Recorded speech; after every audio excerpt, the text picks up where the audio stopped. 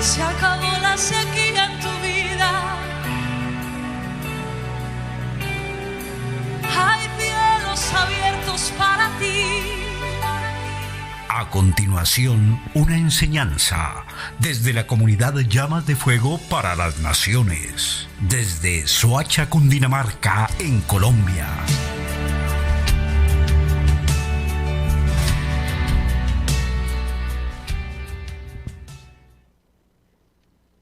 Shabbat Shalom para todos en esta tarde. Damos la bienvenida a todos aquellos que en esta hora se conectan a través de la fanpage del ROE Pablo Escalante y de la emisora restaurandolaSendasAntiguas.com. Bueno, hoy vamos a comenzar con un nuevo estudio exegético, Bereshit, capítulo 37, del verso del 1 al 36, y vamos a hacer un desarrollo exegético, morfológico, mirando qué era lo que el Padre, a través de la vida de Moisés, porque el que aquí está dando el relato es el siervo de Yahweh, Moisés. A ver qué nos quiere hablar el Padre en esta tarde y qué nos quiere enseñar. Eclesiastés 1:9 dice: ¿qué es lo que fue? Lo mismo que será. ¿Qué es lo que ha sido hecho? Lo mismo que se hará, y nada hay nuevo debajo del cielo. Lo que estamos viviendo en este tiempo es lo que se empezó a vivir desde Génesis, que es lo que estamos enseñando para este tiempo. De año y medio venimos haciendo el estudio de Génesis. Entonces dice la Escritura que no hay nada nuevo debajo del cielo. Eso nos quiere enseñar, nos quiere decir el Padre que lo que estamos viviendo ya se había relatado más de 4,000 años atrás. Más de 4,000 años atrás ya se había relatado lo que ya estamos viviendo, pero lo estamos viviendo en una época moderna, muy diferente a aquel tiempo, pero si miramos, es lo mismo. Los cielos son los mismos, la tierra es lo mismo. Lo que pasa es que la vida del ser humano es corta, pero como tal, lleva la misma línea en el estilo de vida y de la forma de vivir. Dice que la historia de José es una historia compleja que llama mucho la atención. Que a José se le dedique relativamente más capítulos en Bereshit, se le dedican casi 12 capítulos, sin contar el capítulo 38, porque el capítulo 38 es Judá y Tamar. Entonces, si miramos, es el que más capítulos tiene, y aún más que los patriarcas. De ahí en adelante todo está relacionado con la vida de José hasta el capítulo 50. Quiere decir que todo lo que está relacionado con la vida de José tiene que ver, simbólica, profética, con Yeshua. Todo lo que vamos a estudiar a partir de este capítulo de José hasta el capítulo 50, que es cuando Jacob está bendiciendo a Efraín y a Manasés, tiene que ver con Yeshua, todo lo que vamos a ver. Dice que comprender esta porción de la Torah es extremadamente importante, porque es una visión profética de la obra redentora de Yeshua. Y para poder entender su contenido profético, debemos recordar, uno, que la palabra de Yahweh, la Biblia, es circular y no lineal. ¿Es qué? Circular y no lineal. Entonces ahí miramos lo que nos enseña Eclesiastés 1:9. ¿Qué es lo que fue? Lo mismo que será. ¿Qué es lo que ha sido hecho? Lo mismo que se hará, y nada hay nuevo debajo del sol. Cada evento del pasado es una advertencia o una profecía acerca de los eventos futuros. Quiere decir que la Biblia no se quedó en una historia antigua, la Biblia es futurista. Lo que estamos viendo, lo que estamos leyendo es algo que se escribió en el futuro. Bereshit se escribió en el futuro. Por eso Bereshit, Génesis, es el comienzo del principio del fin de todas las cosas, por eso es circular. Cada evento pasado es una advertencia, una profecía acerca de eventos futuros, que la voluntad de Yahweh es la única que se cumple debajo del cielo, hasta las más malintencionadas acciones de muchos personajes de la Escritura, que encierran un mensaje profético, y Yahweh estará tratando de enseñarnos a través de ellas. Es por eso y claro, porque la palabra de Yahweh es verdad, que la Biblia no esconde acciones reprochables, que muchas veces no entendemos. Un ejemplo está muy claro en la porción acerca de la vida de José. Sus hermanos, al venderlo, no sabían que estaban estableciendo el cumplimiento de la profecía por Yahweh a Abraham en Génesis capítulo 15 del versículo 13 al 16, donde dice: dijo Abraham, conoce esto por cierto, tu simiente, tu cera, serán extranjeros en una tierra que no es de ellos. Ellos lo llevarán a esclavitud y serán tratados con maldad y humillados allí por 400 años. Pero yo también juzgaré a aquella nación, las que los ponen en esclavitud. Luego se irán con muchas posesiones.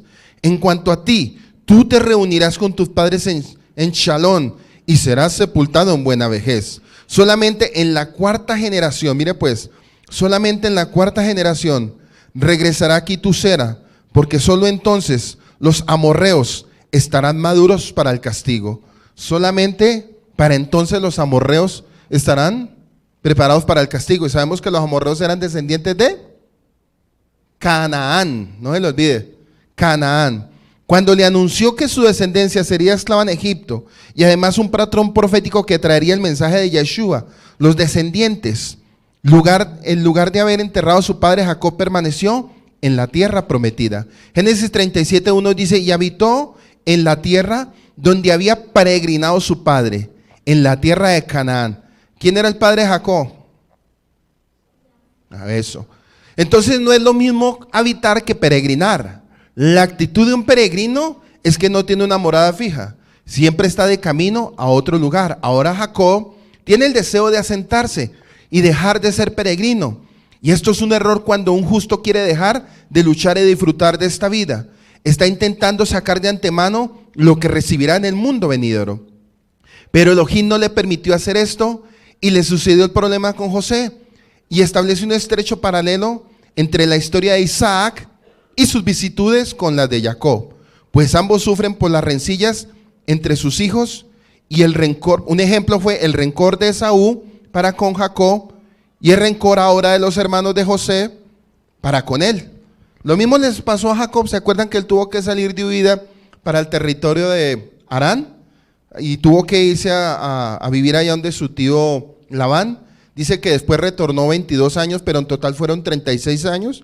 Ahora vamos a ver que lo que le pasó a Jacob le va a pasar a José, pero vamos a mirar que lo de José fue mucho más duro, porque Labán, de cierta manera, si miramos Labán, pues lo único que hizo fue afligir a su sobrino, pero aquí vamos a mirar que lo que le pasó a José va mucho más allá de lo que cualquier ser humano puede aguantar.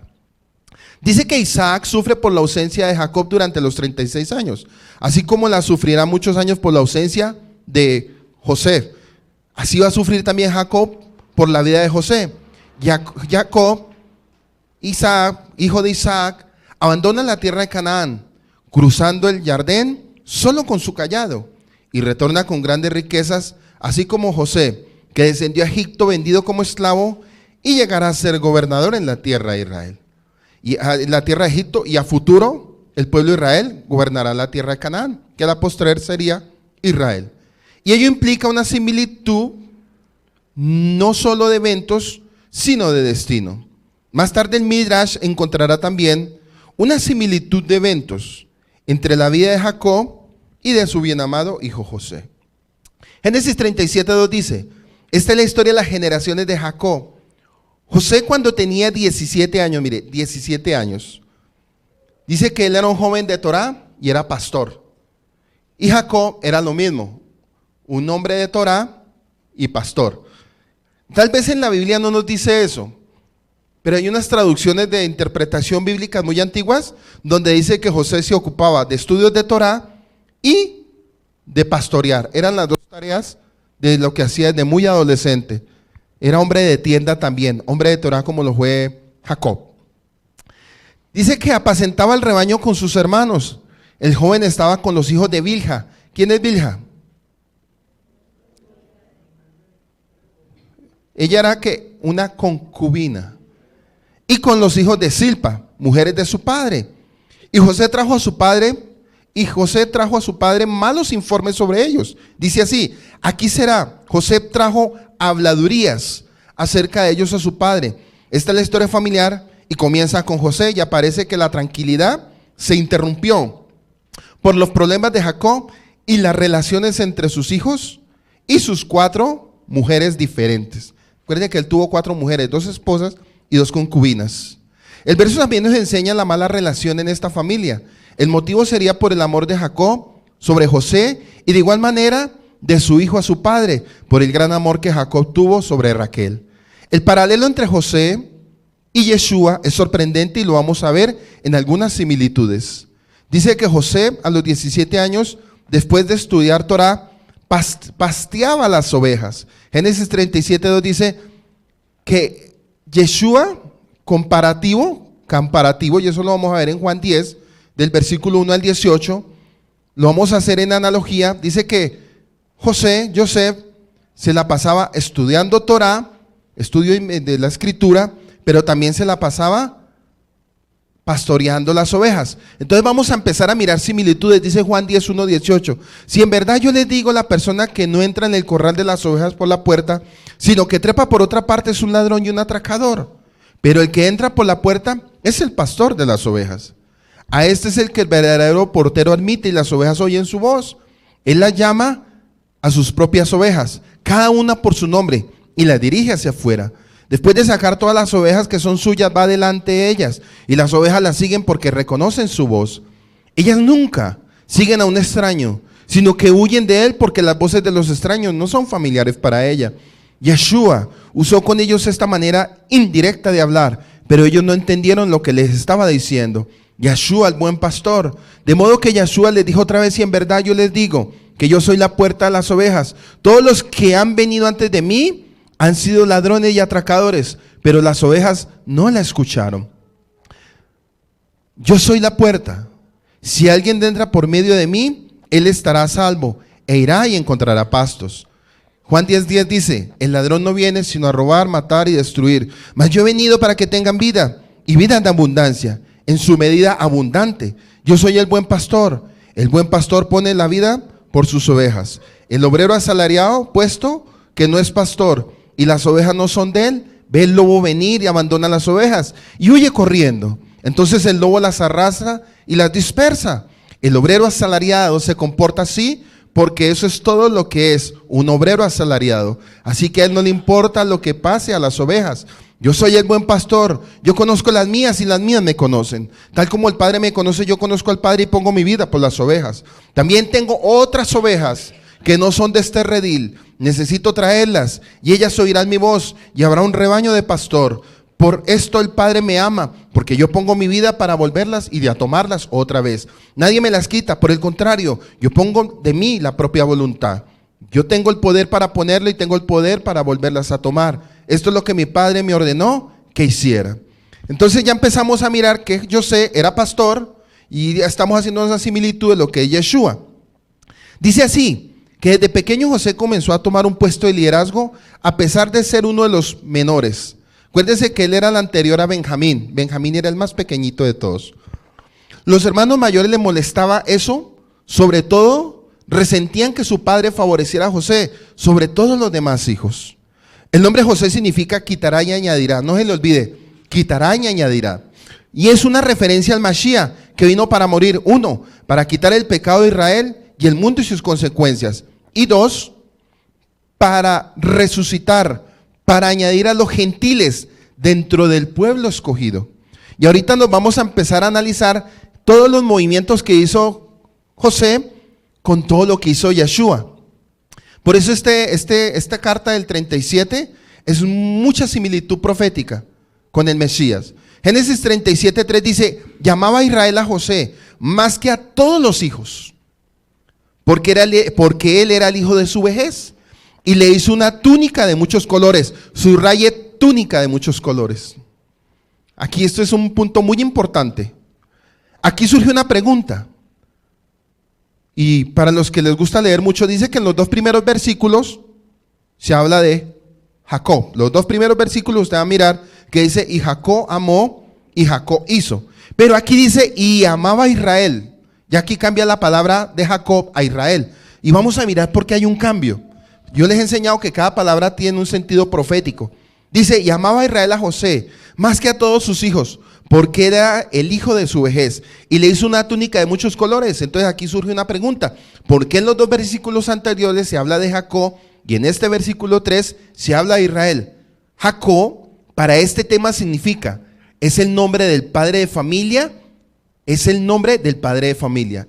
Y el de Israel es el nombre del padre de la nación. Cada vez que Jacob es mencionado con el segundo nombre Israel, se refiere no solamente a una situación de familia, sino a una situación que tiene influencia, que se va a reconocer más adelante en la vida del pueblo con José significa que Jacob vio a José como su heredero espiritual.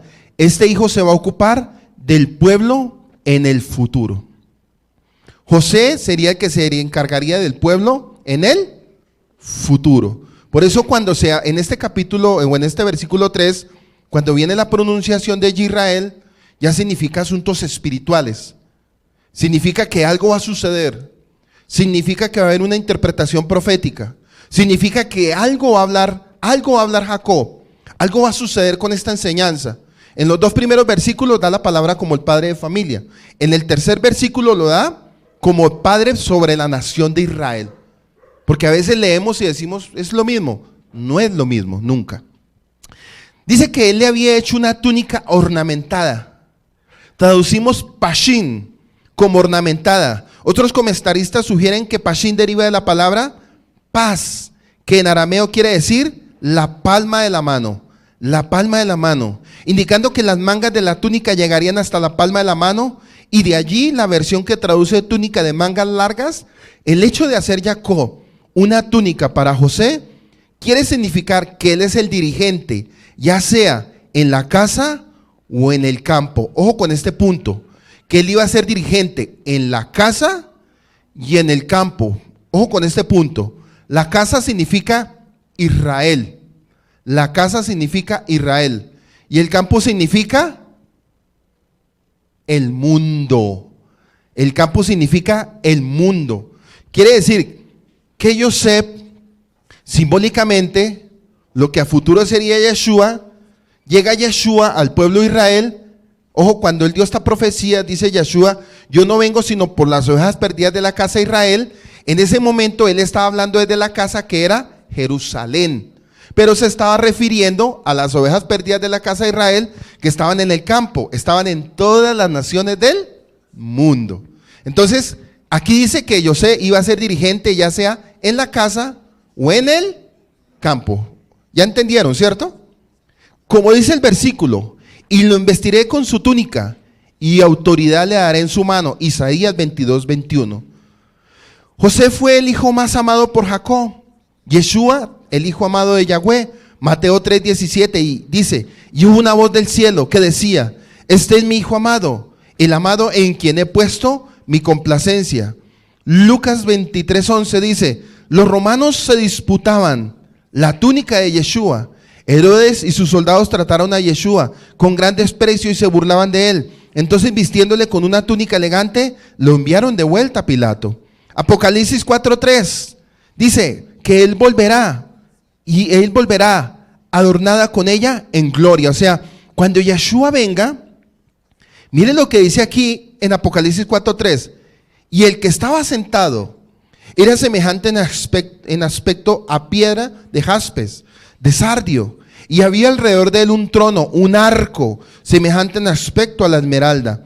¿Sí ve? Entonces, cuando dice que Yeshua volverá adornado en gloria. Y si estamos mirando aquí a José, dice que su padre lo adornó con una túnica. ¿Me la pone en la imagen, por favor?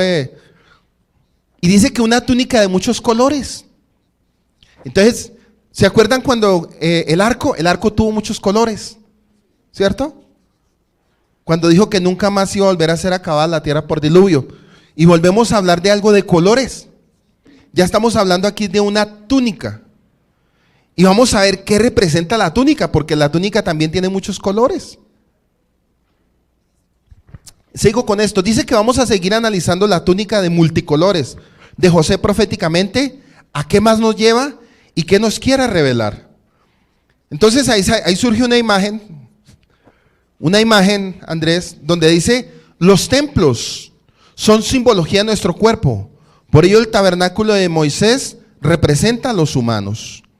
Entonces vamos a mirar que en la genética bíblica, en la morfología bíblica, alguno dirá, pero la Biblia también habla de colores.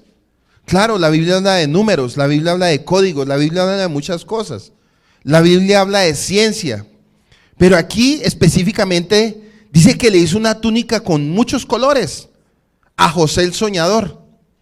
Génesis 37 dice que es un código bíblico sobre la estructura genótica de nuestro ser que conecta con las piedras preciosas que componen el templo renovado de la Nueva Jerusalén. Es decir, cada piedra preciosa representa un color único. Apocalipsis 21, 19, 21 dice: el primer fundamento era jaspe, el segundo zafiro, el tercero calcedonia, el cuarto esmeralda, el quinto sardónica, el sexto sardo, el séptimo crisólito, el octavo berilo, el noveno topacio, el décimo crisoprasa, el siguiente jacinto y el último amastasia. ¿Se contarían ahí cuántos colores? 12.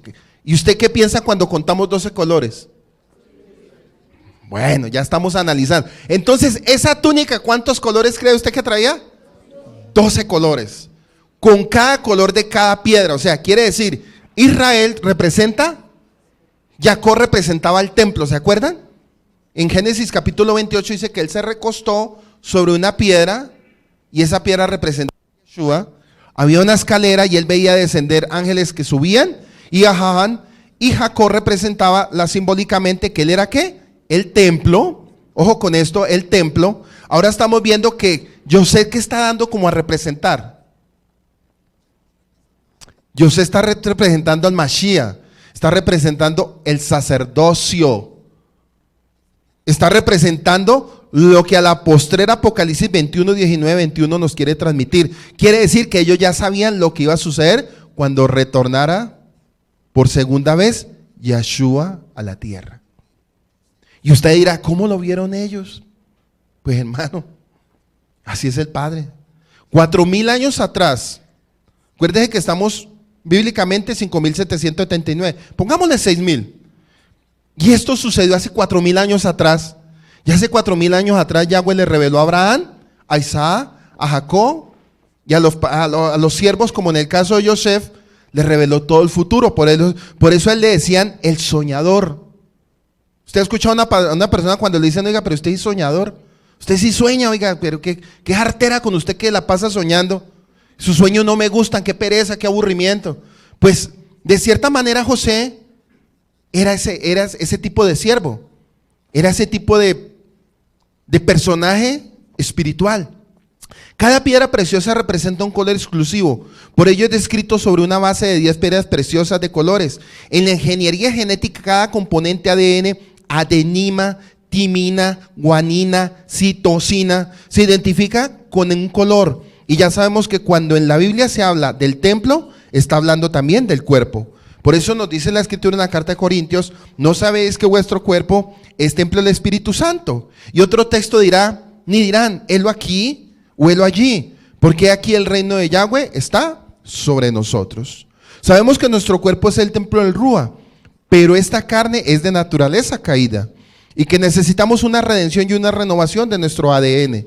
Esto es lo que representa la Nueva Jerusalén, un nuevo cuerpo que es el libro de Apocalipsis, y codifica en idiomas de colores, pues cada piedra preciosa descrita en este pasaje encierra un color, que es la analogía, las bases del ADN. Y recuerden que al igual que los números, la música, los colores son también un idioma universal. En José se halla la combinación exacta del ADN, por eso sobresalía en actitud y conocimiento, tanto que el mismo faraón lo colocó en lugar de privilegio. Lo colocó en lugar de privilegio. Por ello en Génesis dice que, este es un ejemplo cuando dice que Noé era perfecto en sus generaciones, era una simiente genética. Y es el simbolismo que guarda, y este es el simbolismo que guarda la túnica de multicolores de José, en un relato de amor entrañable y una alusión evidente a la clave del todo. Cuando tiene origen, entonces comprenderán fácilmente el desenlace continuo del orden bíblico. Dice que la Nueva Jerusalén y el pectoral del sumo sacerdote llevaban 12 piedras. Éxodo 28, 17, 21. Ahí creo que sale la imagen.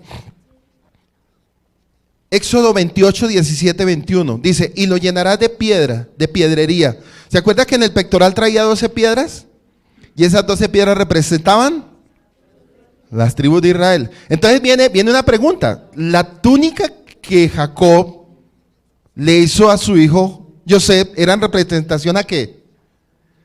A lo que iba a suceder a la postrer. O sea, ya Jacob entendía, porque Jacob fue profeta. Recuerde que Jacob fue profeta. Él entendía lo que iba a suceder. Y por revelación, porque él iba a tener liderazgo, le hizo su túnica de colores. Cosa que a ninguno de los hermanos le pareció. No le pareció a ninguno, ni a Rubén, ni a Simeón, ni a Leví. A ninguno de ellos les pareció. ¿Cómo así que el más menor, el más pequeño? ¿Cómo así que una túnica? ¿Por qué con él? Porque ellos entendían que esa túnica era un privilegio y era un lugar especial de lo que Jacob estaba haciendo con él. Dice, y lo llenarás de pedrería en 4 hileras de piedras. Una hilera de una piedra sárdica, un topacio, un carbunclo, la segunda hilera, una esmeralda, un zafiro, un diamante. La tercera hilera, un jacinto, una ágata, una amastista. La cuarta hilera, un berito, un onice, un jaspe. Todas estas estarán montadas en engaste de oro. Y las piedras serán según los nombres de los hijos de Israel. ¿Sí ve? Y las piedras serán según los nombres de los hijos de Israel. 12 según sus nombres, como grabaduras de sello, cada una con su nombre, según las 12 tribus. Entonces vamos a mirar una piedra. Pues no creo que se vea muy bien aquí, pero usted en el video sí lo va a ver bien. Dice que con esta información podemos empezar a analizar nuestra propia piedra Roseta. Eso se llama una piedra Roseta bíblica, para empezar a unir los nexos y traducir los códigos que encierran este maravilloso compendio llamado Biblia. Y vamos a mirar que cuando fue creado Lucifer, porque el nombre era Lucifer, eso está en Ezequiel 28:13, dice que en Edén, en el huerto de Edén, Elohim, dice que Elohim lo vistió de toda piedra preciosa, era tu vestidura. Y mire cómo lo vistió a Lucifer en ese entonces: cornalina, topacio, jaspe, diamante, berlino, onice, zafiro, carbunclo, esmeralda y oro, porque lo había puesto en un lugar alto. Dice que antes de la caída lo había puesto en un lugar alto y lo había adornado. Cuando lo estaba creando, lo adornó de todas estas piedras preciosas. Después de estar destituido, después de ser echado del cielo, dice que toda esa autoridad y toda esa hermosura la perdió. Pero vamos a mirar que cuando se le quita todo eso, llega Yahweh y mira a quién. Mira a los hombres, mira a los humanos. Dice, en ellos voy a poner mi gracia ahora, en ellos voy a poner mi complacencia. Así como le dijo a Yeshua, este es mi hijo amado, el que tengo complacencia. Así empezó a tener la complacencia con los patriarcas en un comienzo de todo esto. En Abraham puso la complacencia, en Isaac puso la complacencia, en Jacob puso la complacencia, pero en José coloca algo muy especial. Coloca una autoridad especial. Tal cual como la había dado en el cielo, ahora estaba impartiendo una autoridad aquí en la tierra. Entonces dice que la Nueva Jerusalén contiene estos materiales: jaspe, zafiro, calcedonia, esmeralda, onice, cornalina, crisolio, berlino, topacio, crisoprasa, jacinto y amastasia. Y el pectoral del sumo sacerdote: coralina, topacio, carbunclo, esmeralda, zafiro, diamante, jacinto, calcedonia, amastiza, barnizo, berilo y jaspe. Y vamos a mirar por orden de nacimiento los hijos de Israel, que tienen que ver con las piedras. Entonces miramos que la cornalina es Rubén. Cuando le hizo esa túnica de colores, y llega José y le pone su padre. Entonces ese es otro punto. ¿Cuánto tiempo habrá tardado Jacob haciéndole su túnica a su hijo? Por profecía y por revelación espiritual. Porque alguno pensará, alguna persona que no le gusta estudiar dirá, le regaló una túnica de colores. Pero ya estamos mirando que esa túnica era simbología de todo lo profético hasta la Nueva Jerusalén.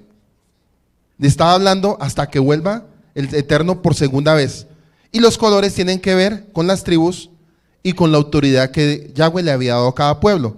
Entonces dice que la cornalina es Rubén, hijo de Lea. El topacio es Simeón, hijo de Lea. El carbunclo, Leví, de Lea. Esmeralda, la casa de Judá, de Lea. Zafiro, Dan, hijo de Bilha. Diamante, Neftalí, hijo de Bilha. Jacinto, Gad, hijo de Silpa. Calcedonia, Aser, hijo de Silpa. Amastasia, de Isaacar, hijo de Lea. Berilo, de Zabulón, hijo de Lea. Onice, José, hijo de Raquel. Y Jaspe, Benjamín, hijo de Raquel.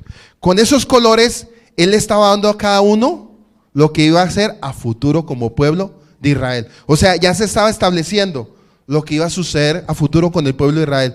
Y entonces ahí empezamos a analizar que a partir de ese punto Yahweh no estableció nada más sino un pueblo. Para los que de pronto todavía siguen peleando allá en el video, es que yo soy de esta religión. No, seguimos a lo mismo. Pueblo, pueblo, pueblo, pueblo. Dice que la Biblia está hablando todo el tiempo de genética, porque somos un manuscrito, una creación de una carta divina hecha en Yahweh. Génesis 37:4 dice, y vivieron sus hermanos, que su padre lo amaba más que a todos sus hermanos. Ahora sí está entendiendo cuál era la envidia de ellos. Ahora sí entiende más o menos, ya está empezando como a reaccionar, como a analizar, oiga, ahora sí entendemos por qué era que sus hermanos estaban sintiendo rabia, porque él le estaba entregando él prácticamente la autoridad profética, terrenal y espiritual, sobre todos sus descendientes a futuro. Dice que por eso lo odiaban y no podían hablarle amistosamente.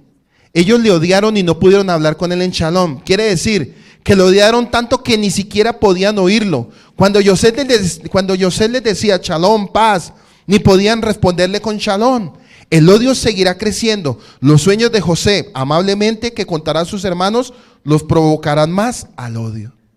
Claro, porque sus hermanos mayores, viendo que el más menor viene y les empieza a decir, pues inocentemente, él no lo hacía por provocarlo ni por traer contienda. Él simplemente le decía a los hermanos, hermanos míos, yo tuve un sueño con ustedes, que yo iba a estar en medio de ustedes y que todos ustedes iban a inclinar delante de mí. Y aún mi padre y mi madre, pero la mamá ya estaba muerta. Dice que aún su madre y su padre se iban a inclinar. ¿A quién le gusta que le diga eso, más cuando es envidioso? A ningún envidioso le gusta que le digan eso. Y más un resentido o una persona que está llena de veneno. Y en este momento el pueblo de Israel era un infante, estaban creciendo espiritualmente. Acuérdense que ellos eran muy inmaduros, venían de un trato en Siquén. ¿Se acuerda que ellos venían de hacer tremendo homicidio? 912 varones después de esa circuncisión. Ahora estamos viendo que el corazón de ellos siempre era como un corazón lleno de cosas feas. Pero eso no quiere decir que Yahweh seguiría haciendo el proceso en el pueblo de Israel. Ahora, para que usted se dé cuenta, porque es que algunos dicen, algunos en su corazón a veces se dan duro también, dicen, pero es que esto es duro, yo la lucha diaria, no, pero es que esto es duro avanzar, es duro crecer. Pues aquí nos estamos dando cuenta de una familia que está en un proceso con Yahweh para llegar a su crecimiento, para llegar a futuro a ser el pueblo de Israel. Dice que los hermanos odiaban a José, Génesis 37:4. Y vamos a ver que Yeshua fue rechazado y odiado también. Juan 7:7 dice, ¿no puede el mundo aborrecerlos a vosotros? Mas a mí me aborrece porque yo testifico de el que sus obras son malas. ¿Ustedes se acuerdan cuando Yeshua enfrentaba a los fariseos y a toda la élite religiosa? Que llegaban y al momento querían como matarlo por todas las palabras que él decía, porque él reargüía al pueblo de pecado. Y en toda palabra que él reargüía al pueblo le tocaba salir ¿qué? De afán. Hay varias razones por las cuales Israel Jacob amaba a José. Era el hijo de su vejez, era el hijo de su esposa preferida, tenía mucho en común con el mismo Jacob. Sabía por medio de una profecía que José iba a ser una gran persona, y Jacob y José se parecían mucho en sus aspectos. El padre y José se parecían mucho en sus aspectos, y vamos a ver cuáles. Ambos tenían una madre estéril y nacieron por intervención divina. Ambos tenían madre estéril. Jacob y Raquel eran estériles y nacieron por intervención divina. Ambos fueron odiados por sus hermanos. Esaú aborreció a Jacob y sus hermanos aborrecieron a José. Ambos experimentaron como sus hermanos querían matarlos. Ambos se hicieron ricos porque salieron pobres. A Jacob le tocó irse a rebuscar a Harán durante 20 años. Y a José lo vamos a ver que lo llevan casi por 40 años. Por más, creo que son más de 40 años, ahorita lo vamos a ver. Y dice que él salió como esclavo, a él lo vendieron con una manito adelante y otra atrás y le quitaron su túnica de colores. Ambos se casaron fuera de la tierra. Ambos fueron acompañados por ángeles. Así como Jacob fue llevado hasta la frontera de Canaán y lo llevaron de ahí para allá otros ángeles. Cuando retornaron de Harán, dice que lo llevaron hasta la frontera y lo recibieron los ángeles que estaban establecidos para Israel. Lo mismo sucedió con él. Ángeles lo llevaron y lo acompañaron a Egipto durante todo su proceso, durante su larga vida. Dice que los suegros de ambos fueron bendecidos por causa de ellos. Ambos viajaron a Egipto. Ambos pidieron que sus huesos fueran trasladados a la tierra prometida. Y ambos murieron en Egipto. Jacob y José murieron en Egipto. No es lo mismo reconocer las buenas cualidades de un hijo que tener favoritismo como padre. Es necesario destacar las cualidades buenas de todos los hijos y no hacer comparaciones con ellos. Porque es que aquí miramos que él era el especial del grupo, de la familia, era el diferente. Pero eso nos lleva a nosotros a aprender a veces que hay padres que les gusta hacer comparaciones con sus hijos. Siempre hay un hijo que sobresale, eso siempre yo lo he visto. En una familia siempre hay uno que sobresale, pero el punto es cuidarse, papá, de no decir, es que usted es el mejor que todos, no. Porque eso va a crear un resentimiento entre los hijos. Este es un punto que yo añado para que usted tenga mucho cuidado. El tema como tal es pueblo de Israel, pero ahí me salgo un poquitico del tema para ustedes, papás, de pronto que dicen, no, es que mi hijo especial, el amado, miren, es que él es la diferencia, el resto sí, ni hablar. No, todos tienen el mismo peso, todos tienen el mismo valor. Génesis 37, 5, 8 dice, y José tuvo un sueño. Este es el primer sueño y se desarrolla en la tierra. Ojo, este sueño de Génesis 37, 5, 8 es un sueño terrenal. Dice así, y cuando lo contó a sus hermanos, ellos lo odiaron aún más. Y él les dijo, os ruego que escuchéis este sueño que he tenido. He aquí estamos atando gavillas en medio del campo. Y he aquí que mi gavilla se levantó y se puso derecha. Y entonces vuestras gavillas se ponían alrededor y se inclinaban hacia mi gavilla. Y sus hermanos le dijeron, ¿acaso reinará sobre nosotros? Miren lo que ya estaba hablando. O sea, ellos no entendían que lo que iba a suceder era para la futuro traerle libertad al pueblo de Israel cuando estuvo en Egipto. ¿O acaso te enseñorearás sobre nosotros? Y lo odiaron y aún más por causa de sus sueños y de sus palabras. Y este es un error de los hermanos de José, que no saben ver en el sueño de José que todos ellos son parte de una cosecha, de la cosecha final.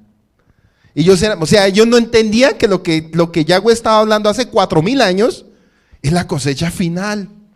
O sea, si ellos hubieran podido comprender, pero no lo comprendían.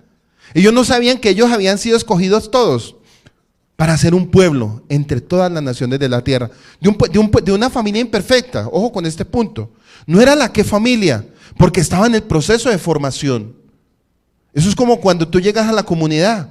Usted no es el mejor, pero Yahweh va a empezar a hacer un trabajo en usted para la posterior promoverlo. Porque usted al principio va a tener sus batallas y sus luchas.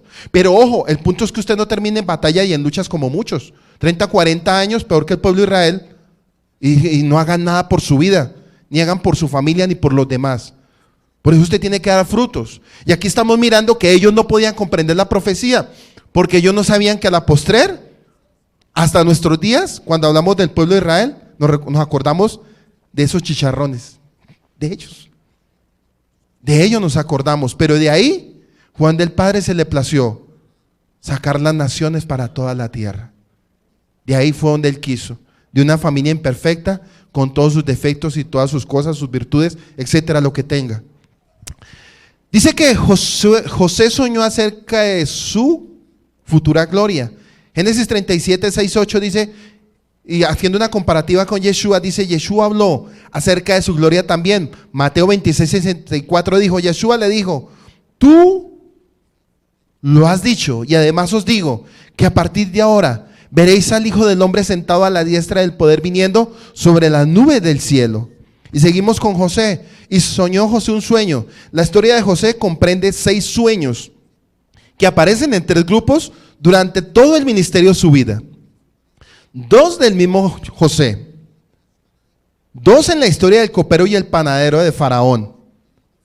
Y 2 del mismo Faraón. Solo tuvo 6 sueños. Pregunta, ¿cuántos años vivió él? 110 años. Para aquellos que son muy soñadores, que sueñan todos los días, yo digo, uy, no, tremendo, le ganaron a José. Tremendo, ¿no? ¿Verdad? Yo digo, uy, Dios mío, alguien que sueña así, que me lo presenten. Porque en 110 años tuvo ¿cuántos sueños? 6 sueños. El profeta Joel dijo, soñarán sueños y verán visiones.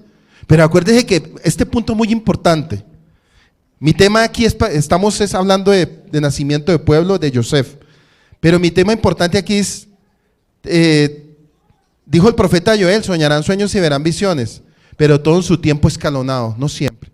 No siempre. Por eso hoy en día uno escucha las religiones, yo soñé, me acabó de hablar Dios, desato esta palabra porque me están hablando. Eso es locura, eso es demoníaco, hermano.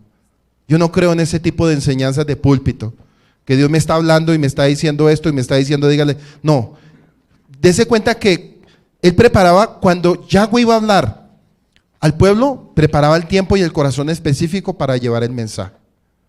Y vamos a ver que José era un hombre de Torá, y era un siervo que su corazón constantemente estaba dispuesto a buscar la presencia de Dios. Entonces vamos a mirar que cada grupo de sueños acerca de José a su propia grandeza.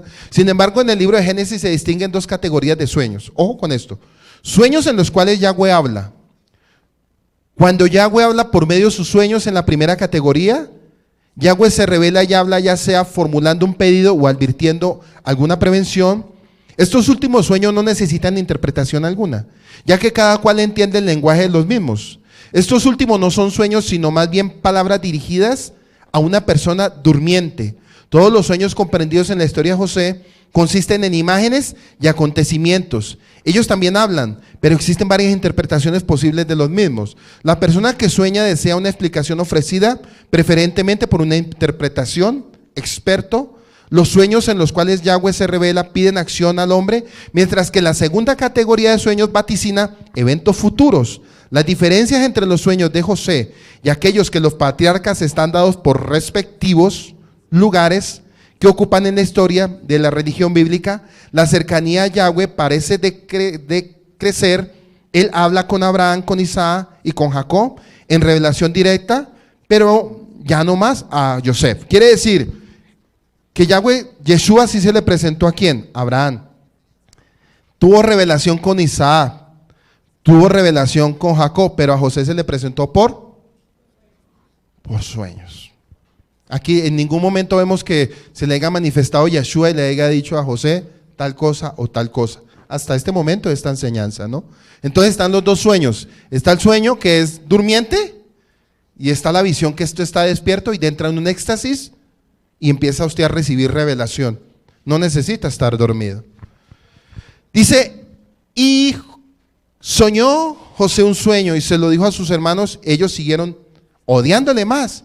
Y esto es como suelen hacer las personas que aman a otras. Comparten sus sueños con ellas, lo que demuestra que a pesar de que veía que sus hermanos lo odiaban, y él los amaba y les contaba sus propios sueños. A pesar de que ellos lo aborrecían en su corazón, tal vez ellos no se lo decían. Pero con las actitudes del corazón de cada uno de ellos, dice que ellos los odiaban. Y se lo dijo a sus hermanos, también esto hizo José, por falta de consejo como joven que era. O sea, él era tan joven y tan inmaduro, pues él sin querer, queriendo, inocentemente, les decía, yo soñé hoy, miren esto, lo otro, soñé aquí, soñé allá. Y los otros, pues como ningún sueño ni nada, porque con ellos no había nada, porque todo el sentido de la enseñanza era ¿con quién? Con José. Versículo 7. Y aquí que nosotros estábamos atando gavillas en medio del campo, y he aquí que se levantó mi gavilla. Y también se afirmó, y he aquí que vuestras gavillas las circundaban y prosternaban ante mi gavilla. Notemos que este sueño tiene varios elementos importantes. La centralidad de la gavilla de José, que lo representa él mismo, está firme y erguido, y todas las otras, es decir, sus hermanos, giran alrededor de él y prosternan. Esta escena parece vaticinar eventos futuros, ya que los hermanos eran pastores y no agricultores. Ellos eran pastores y no agricultores, y esta revelación la está dando por un sistema como agrícola, con trigo. Por lo tanto, el sueño no está reflejando una escena cotidiana. Seguramente esto hace alusión a la historia de José en Egipto, en la que él salvará del hambre a los habitantes del país y de las comarcas aledañas, acopiando grandes cantidades de grano. En nuestro sueño, las gavillas de los hermanos que giran, también puede hacer alusión a todas las argunias empleadas por ellos para deshacerse de él. El sueño es nítido y la interpretación clara y obligada. Entonces también tiene que ver que cuando dice que cuando él está en medio y ellos son como una gavilla erguida, él también les estaba hablando que a la postrer, cientos de años, o no cientos de años, muchos años más adelante, ellos iban a tener necesidad de tener que descender ¿a dónde? A Egipto por alimento y por comida. Les estaba vaticinando cosas, pero ellos Eso es como cuando le están hablando por profecía algo que va a suceder a 20 años y usted, ni corto ni perezoso, eso no es conmigo. Eso soñé. Está diciendo mentiras el siervo, el ministro está diciendo mentiras. Lo que me está diciendo ese sueño no me gusta. Y resulta que a futuro se da. Por eso cuando usted, un hombre de Dios, ojo con este punto, cuando un hombre de Dios le da una palabra, tómela y guárdela en su corazón. Si es un hombre de Dios, si es un soñador cualquiera, dígale, siga soñando, pero no más. Versículo 8, le dijeron sus hermanos, ¿acaso reinar habrás de reinar sobre nosotros? ¿O gobernar habrás de gobernar? Y siguieron odiándolo aún más por sus sueños y por sus palabras. ¿Reinar habrás de reinar? Nosotros habremos de nombrarte rey, dicen ellos. Nosotros a usted lo vamos a nombrar rey, ¿cómo así? ¿Sí ve cómo ellos cuestionaban todo eso? El pueblo de Israel cuestionando al que iba a ser la cabeza de todo esto. Era normal. Lo mismo le sucedió a Yeshua cuando vino. Le decían, ¿tú eres el rey de los judíos? ¿Se acuerdan? Y lo miraban así con despectivo. ¿Tú eres el rey de los judíos? ¿Acaso tú no eres el hijo de José? ¿Sí? Que fue adquirido en fornicación, porque él desataba esa palabra. Mire, ¿cómo le decían a Yeshua? ¿Acaso tú no eres hijo de fornicación? Pero porque ellos no entendieron. Tal cual como aquí los hermanos no están entendiendo la revelación que tiene Yahweh con la vida de él. ¿O es que tú habrás de gobernar sobre nosotros por fuerza? Este comentario insinúa gobernar sobre nosotros por fuerza. Significa que los hermanos entienden con claridad el sueño. Ellos lo entendieron, pero lo ironizan. Sugiere que esta reacción de los hermanos se debe al temor de la grandeza futura de José en el seno de la propia familia. Por ello lo odiaron más por sus sueños y por sus palabras.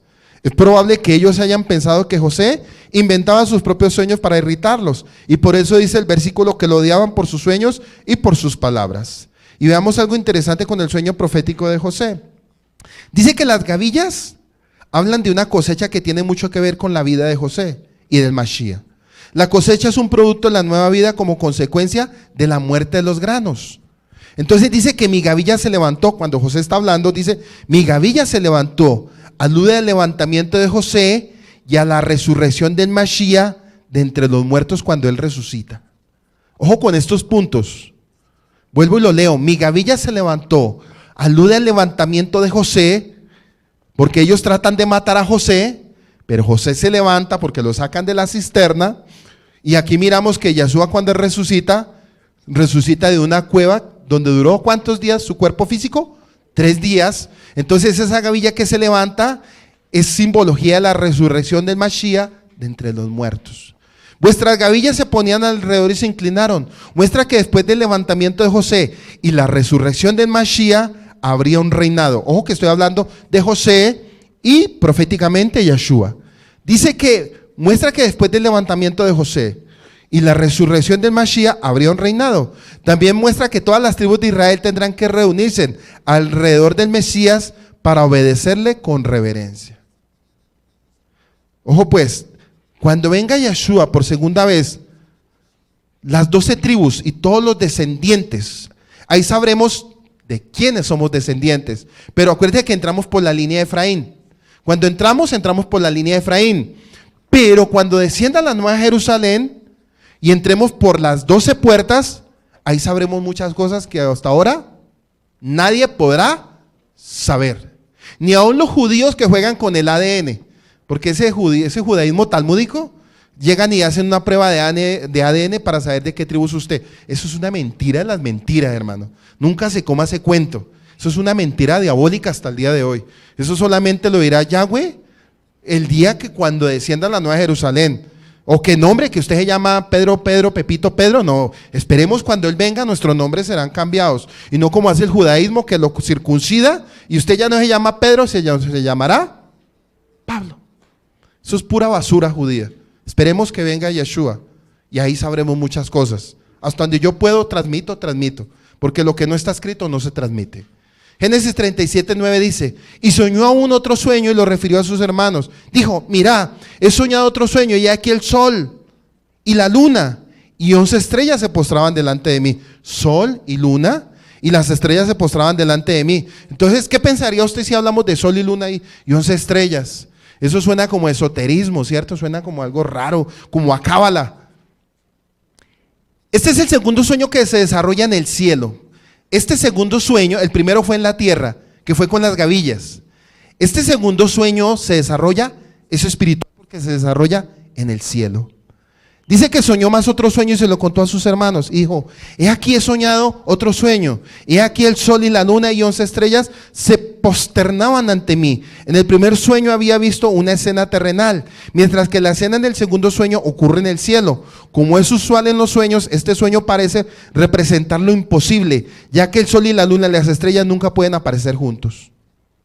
Nunca podremos decir, oiga, el sol está aquí, la luna enseguida y las estrellas. Eso es algo que el hombre nunca lo va a poder ver. Y yo hasta el día de hoy no he visto eso. Entonces, claro, él al estar diciéndole eso a ellos, ¿qué pensarían ellos? O sea, nos está hablando de luna, nos está hablando de sol, nos está hablando de 11 estrellas. Si lo miramos en nuestro tiempo moderno, para este tiempo que uno hable así, mucho menos. Con la tecnología que tenemos, vamos a decir, eso es imposible. Se ha visto el sol y la luna, pero en un eclipse. ¿Qué pasan? Y dice, sí, pero las estrellas, ¿dónde están? ¿Sí o no? Sin embargo, los hermanos temerosos no hablan ni interpretan. Pero posiblemente José, entendiendo que el sol podía hacer alusión a su padre, se lo relató a Jacob y le reprendió diciendo, ¿qué es este sueño que has soñado queriendo decir? Esto no es más que palabras vacuas. Jacob le dice a su hijo, o sea, como que, ¿sí? Como que mi hijo, sí, es cierto que usted va a ser el líder y todo esto, pero ya no se pase. O sea, como que el sol y la luna y las estrellas, todo, o sea, tiene gobierno sobre todo, pero ahí no entendía que lo que se iba a someter a futuro era lo que iba a pasar con Yeshua, porque a Yeshua se le dio toda potestad en el cielo y también en la tierra. En ese momento a Jacob se le fueron las luces, en ese momentico, ¿no? Porque él no entendía en esa revelación que estaba dándole José, le estaba hablando que Yeshua a futuro, por eso dice en la carta de Filipenses que todo fue creado en él y por él, y todas las cosas subsisten en él, tanto en los cielos como en la tierra, pero se lo estaba interpretando a José. ¿Hasta ahí vamos claros? ¿Vamos entendiendo? Bueno, Génesis 37:10 dice, le reprendió su padre, o sea, como que se pasó, ya que José atraía sobre sí más odio por parte de sus hermanos. Venir habremos de venir, yo y tu madre y tus hermanos, para inclinarnos ante ti a tierra. Tu madre ya está muerta, y cómo ella puede venir a posternarse. Esto indica que todo el sueño es vano. Sin embargo, la intención de Jacob era serenar a sus hijos, para que amainaran los celos de ellos para con José. Estos dos sueños son testigos conforme a Devarim 19, verso 15, conciso B. 19, verso 15, conciso B. Cuando yo digo conciso B, es cuando hay una coma y sigue la segunda palabra. Solo por la deposición de 2 o 3 testigos se podrá fallar una causa. Estos 2 testigos son en el primer sueño algo relacionado con la tierra, una cosecha, y en el segundo sueño algo relacionado con el cielo. Los objetivos celestes. Es decir, estos 2 testigos son el cielo y la tierra, que más de una vez en la escritura son llamados a testificar. Deuteronomio 4:26 dice, hoy pongo por testigos contra vosotros a los cielos y a la tierra, palabras de Moisés. Pero en Mateo 5:18 dice, hasta que pase el cielo y la tierra, de ningún modo pasará una jota, ni un trazo de la letra de la Torá, palabras de Yeshua. O sea, todo se tiene que cumplir. Todo se tiene que cumplir dentro del plan profético como pueblo de Israel. Ojo con este punto. Todo se tiene que cumplir dentro del plan profético como pueblo de Israel.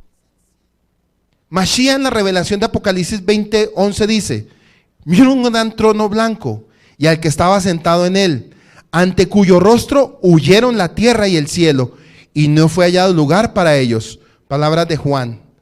Ambos sueños revelan el papel de liderazgo que José iba a juzgar la familia. En ese momento no se sabía si solo eran sueños de grandeza o si realmente eran sueños proféticos. Y realmente vemos que en realidad se trataba de lo segundo, un sueño profético. El sol hace referencia a Jacob, la luna hace referencia a la madre y las 11 estrellas se refiere a los hijos de Israel. Génesis 15:5 dice, para recordar un poco, y le sacó afuera y le dijo, mira, palabras para Abraham, mira ahora los cielos y cuenta las estrellas si las puedes contar. Y dijo, así será tu descendencia. En Génesis 22:17 dice, de cierto te bendeciré y te multiplicaré tu descendencia, como las estrellas del cielo y como la arena del mar, y a tus descendientes poseerán las puertas de tus enemigos. Eso también lo enseñamos.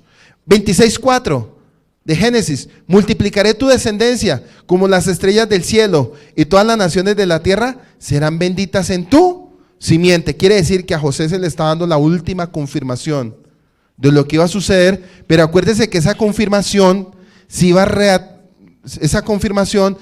reafirmar en Berechí capítulos 49 y capítulo 50, que es cuando Jacob en los últimos años de su vida pone sus dos manitos, le pone las dos manitos a los dos hijos que eran de José, que ya había muerto, y ahí fue cuando bendijo ¿a quién? A Efraín. O sea, aquí esta profecía tiene mucho que ver con José y con la línea de Efraín. Dice que la idea de las estrellas, la luna y el sol representan la familia de Israel y se repiten en Apocalipsis 12:1. Y apareció en el cielo una gran señal, una mujer vestida de sol, con la luna debajo de sus pies y sobre su cabeza una corona de 12 estrellas. ¿Sí ve cómo hace conexión esto con Génesis? O sea, lo que se estaba hablando en Génesis ya tenía conexión con lo último de Apocalipsis. Por eso Génesis y Apocalipsis son un eslabón y no se pueden separar. Ninguna enseñanza que se haga de Génesis se podrá separar de Apocalipsis. Ambas son eslabones. O sea, usted no puede dar una enseñanza independiente sin tocar Apocalipsis. Porque nosotros en nuestro segundo éxodo estamos en el plano profético de Apocalipsis. Y en el primer éxodo fue comienzo desde Génesis hasta nuestros días. Hubo un primer éxodo, ahora estamos viviendo un segundo éxodo. Bueno, seguimos. Dice que este pasaje habla de la venida de Yeshua y de la nación de Israel. Este mensaje muestra que todos aquellos hijos de Israel que son estrellas se inclinarán ante el Mesías. ¿Nosotros qué somos? Estrellas, y cuando venga nos inclinaremos ante él. La pregunta estrellas, ¿en qué sentido? Ojo con este punto, para que no malinterprete. La palabra estrella significa un hombre sabio y prudente. La palabra estrella es para un hombre sabio y prudente, porque brilla. Para que usted lo entienda. 1 Corintios 15, 41, 42 dice, hay una gloria del sol y otra gloria de la luna, otra gloria de las estrellas, pues una estrella es distinta a las otras estrellas en gloria. Así es también la resurrección de los muertos. Ahí ya Pablo está hablando de la resurrección de los muertos cuando venga Yeshua por segunda vez. Génesis 37, 11 dice, y sus hermanos le tenían envidia, pero su padre meditaba en el asunto. Le envidiaron sus hermanos. Al repetirse por 2 veces los sueños de José, los hermanos salen del campo del odio, porque empiezan a creer que tal vez estos sueños encierran un mensaje divino, y por lo tanto empiezan a envidiar a José por su probable grandeza futura, e insinúan en los sueños, tal vez la intención de José haya sido demostrar a sus hermanos que su relación especial con su padre no era casual, y justamente ante esta situación los hermanos conspiraron contra él. Dice que su padre aguardó la cosa, o sea, como que él meditaba y pensaba, meditando en todo lo que había dicho su hijo.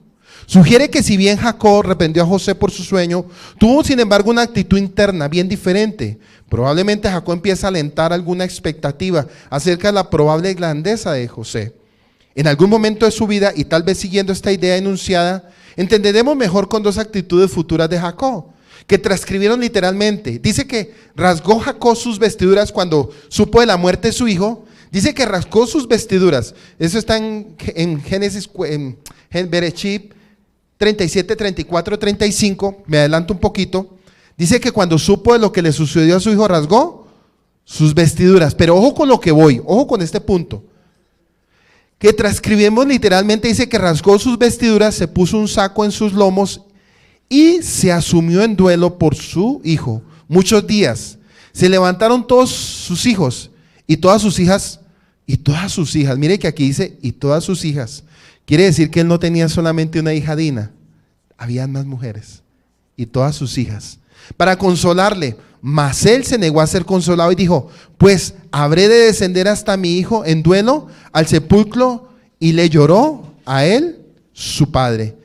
Dijo Israel, suficiente todavía, José mi hijo está vivo. Y eso lo vemos ahorita cuando lleguemos a Génesis 45, 28, cuando dice que llegaron allá y José tenía el vestido de egipcio, etcétera, y es cuando se le revela que su hijo estaba vivo. Pero dice aquí que en Génesis 34-35 él hizo como duelo.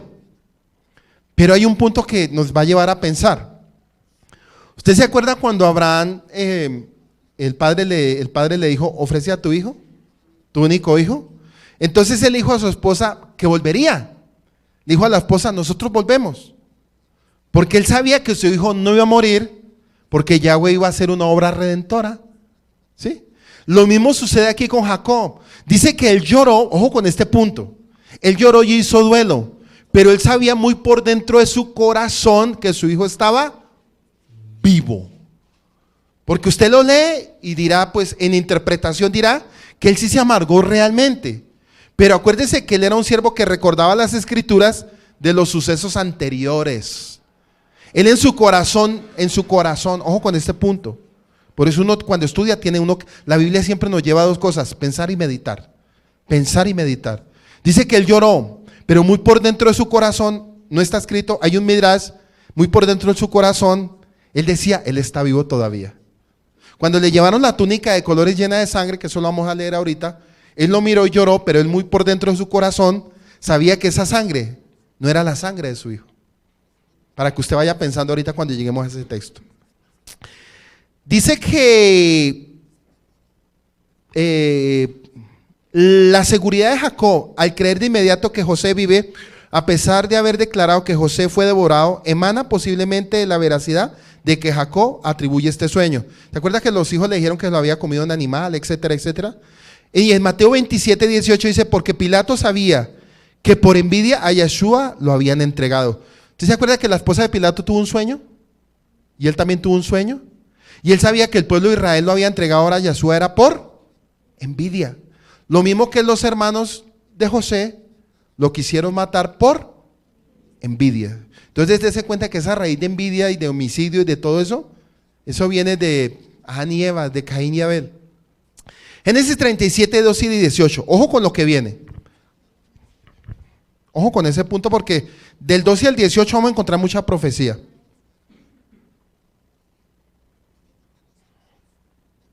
Y voy a dar dos profecías diferentes. Una hacia el pueblo y otra hacia el tiempo en el que él estaba viviendo. Cuando sus hermanos apacentaban el rebaño de su padre en Siquén, su raya es Siquén. ¿Qué nos recuerda Siquén? ¿Qué pasó en Siquén?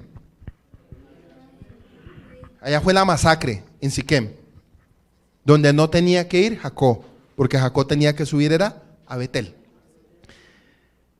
Dijo Israel a José, ¿no están tus hermanos pastoreando en Siquén? Ven, te enviaré a ellos. Y él dijo, heme aquí, papá. Y él le dijo, ve ahora y mira cómo están tus hermanos. Miren lo que le dice José, ve y mira cómo están tus hermanos y cómo se encuentra el rebaño. Y tráeme un informe. Así lo envió desde el valle de Hebrón y llegó a Siquén. En este momento que Jacob está enviando a su hijo, ¿quién representa a Jacob? A Yahweh. Yahweh representa a Yahweh enviando a su hijo Yeshua, pero aquí está enviando a José. No se despiste, por favor. Y tráeme un informe. Así lo envió desde el valle de Hebrón y llegó a Siquén. Yeshua fue enviado por el Padre Eterno en una misión similar. Juan 3, 16, 17. Dice, porque de tal manera amó al mundo que dio a su único hijo incomparable, hijo para que todos que en él confíen puedan tener vida en lugar de ser completamente destruidos. Porque Yahweh no envió a su hijo al mundo para juzgarlo, sino por medio de él poder salvarlo. Y estamos en el versículo 15 de Bereshit 37. Dice, y un hombre lo halló deambulando. O sea, José que estaba andando y buscando a sus hermanos como que ¿dónde están mis hermanos? Por el campo. Y el hombre preguntó diciendo, ¿qué buscas? Aquí dice la palabra, y el hombre, ¿qué buscas?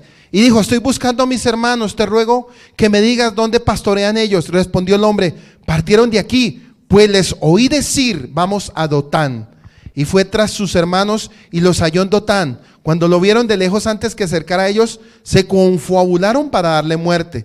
Lo mismo sucedió con Yeshua en Juan 7, 30 al 32, dice: en este momento trataban de arrestarle, pero nadie puso mano sobre él, porque su momento todavía no había llegado. Sin embargo, muchos en la multitud pusieron su confianza en él y dijeron: cuando venga el Mashiach, él hará más milagros que los que ha hecho este hombre. Los peruchín, versículo 32 de Juan 7. Los peruchín, los fariseos, oyeron la multitud murmurando estas cosas acerca de Yeshua. Así los principales sacerdotes y coanín, sacerdotes y peruchín, enviaron a algunos de los guardias del templo a arrestarle. Marcos 14:55 dice: y los sumos sacerdotes y todos los del Sanedrín buscaban testimonio contra Yeshua para darle muerte. Y aquí nos estamos dando cuenta en Génesis 37 de 12 al 17. Después fueron sus hermanos a apacentar las ovejas de su padre en Siquén, y dijo Israel a José: tus hermanos apacientan las ovejas de Siquén, ve y te enviaré a ellos. Y respondió: heme aquí. E Israel le dijo: ve ahora y mira cómo están tus hermanos y cómo están las ovejas, y tráeme la respuesta. Entonces miramos que José fue enviado por su padre a supervisar a sus 10 hermanos. ¿Qué representan los 10 hermanos? Por eso cuando dice a los suyos vino, cuando vino Yeshua, vino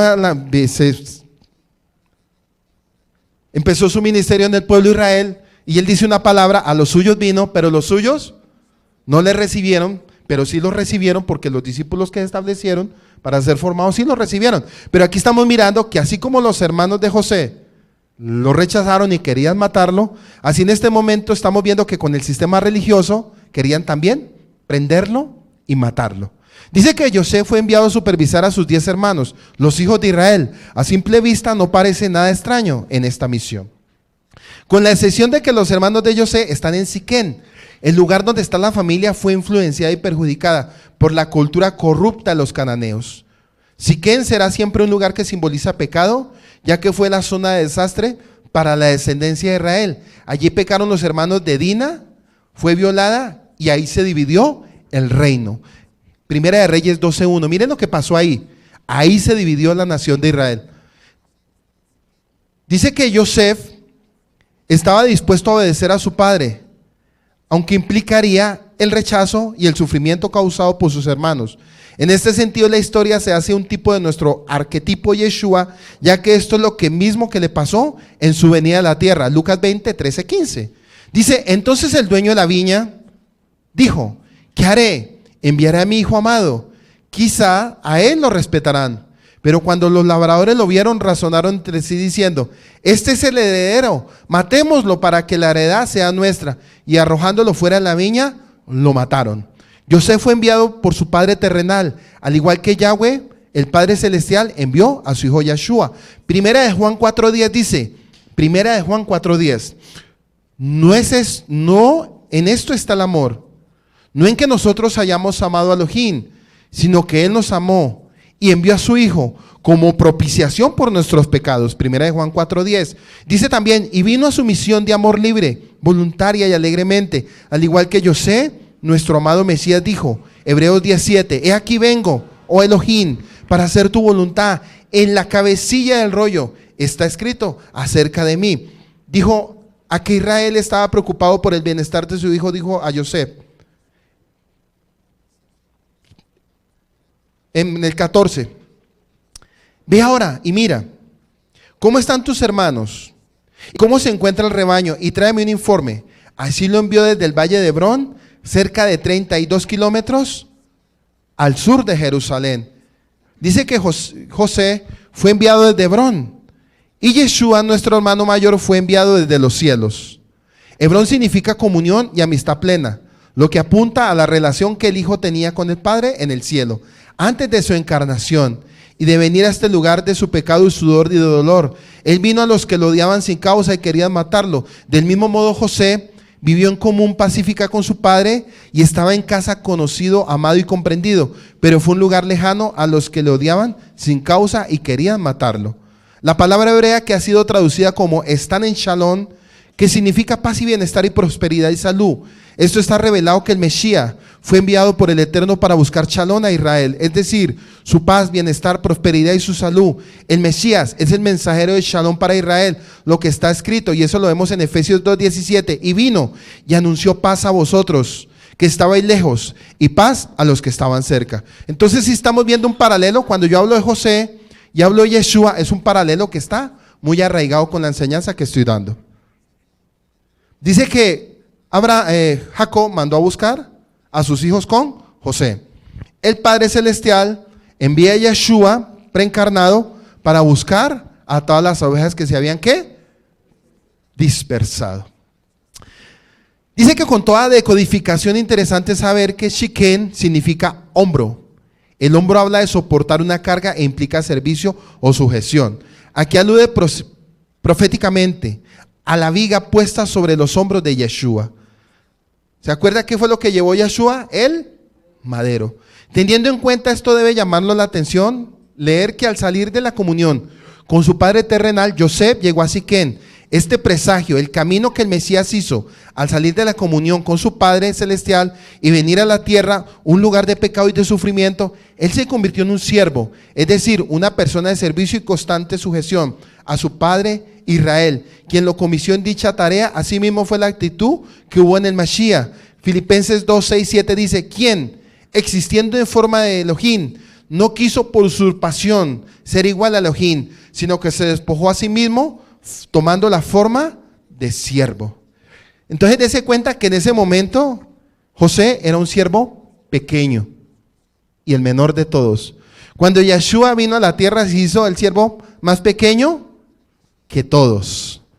En la búsqueda de sus hermanos israelitas, en la misión de Shalom, José tuvo que ir a Siquem, tipificando a Yeshua, que tuvo que ir a morir en el madero. Bueno, vida de José. Combina todos los mejores atributos de su familia.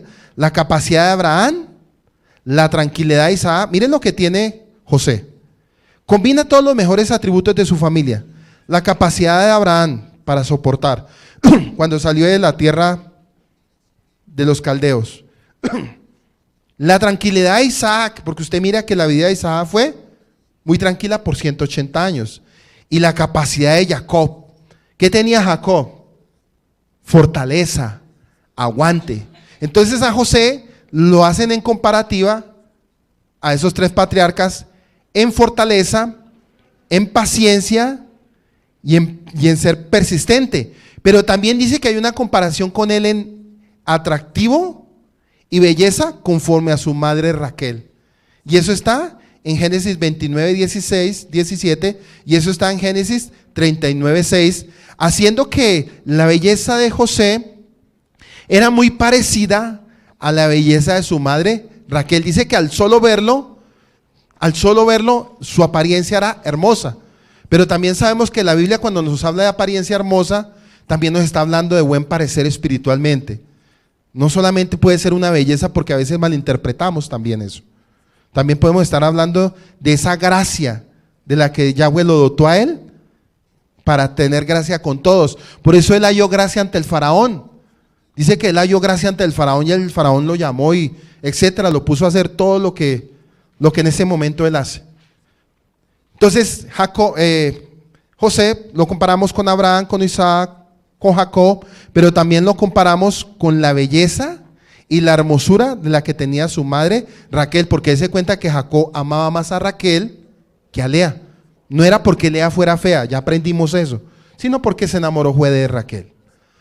Entonces dice también, sigamos ya, y por esta razón sus hermanos lo odiaban. Sin embargo, más allá de estas virtudes personales, José era obediente a su padre y fue en busca de sus hermanos. De todos modos, el amor de su padre era más bien la motivación que él tenía por la cual podía enfrentar el odio de sus hermanos.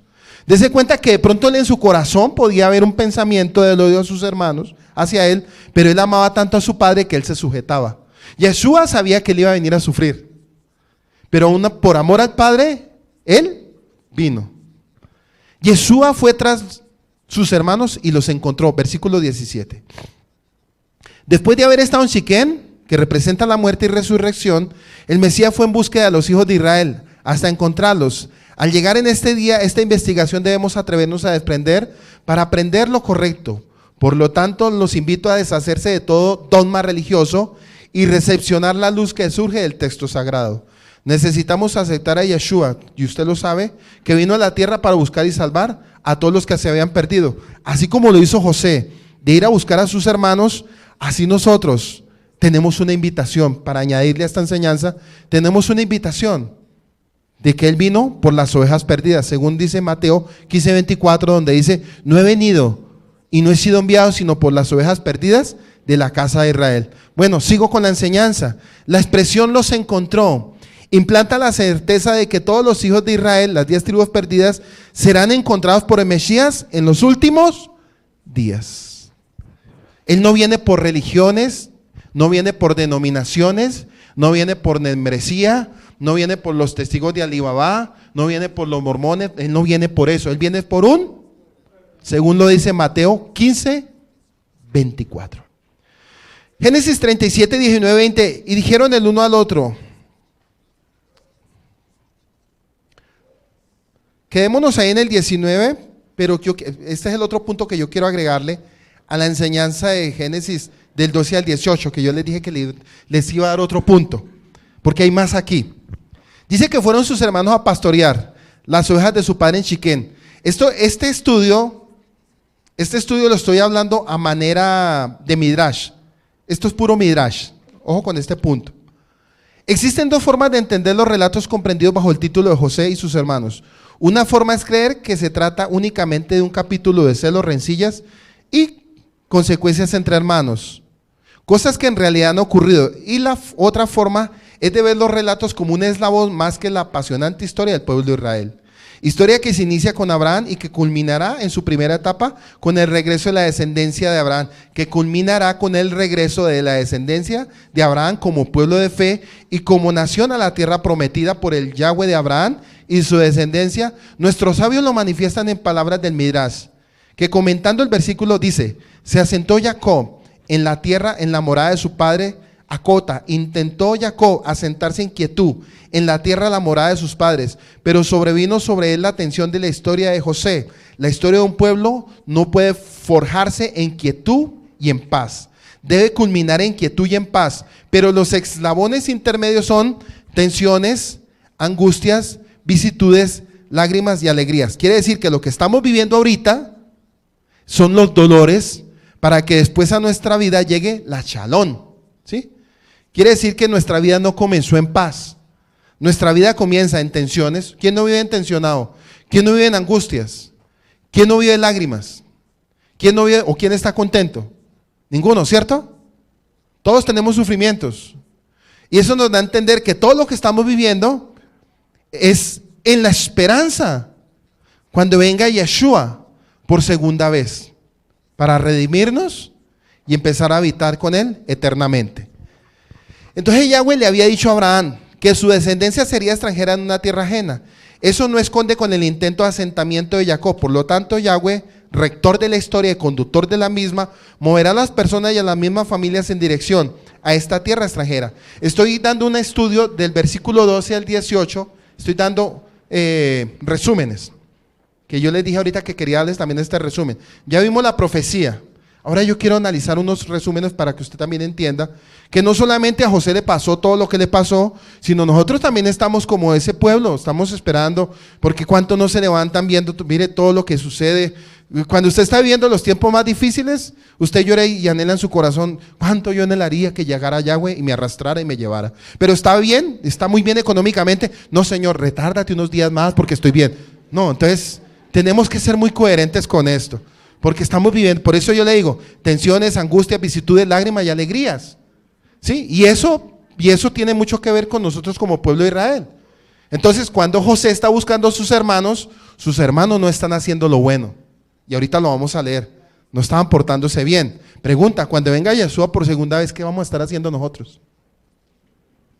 Pero dice una escritura en la carta a Mateo, ¿será que cuando venga hallaré fe o Torah en la tierra? Y ese es el punto donde tú y yo nos tenemos que cuidar. Y aún tú que me estás viendo a través de este video, cuídate, porque no se sabe el día y la hora, pero que llega, llega.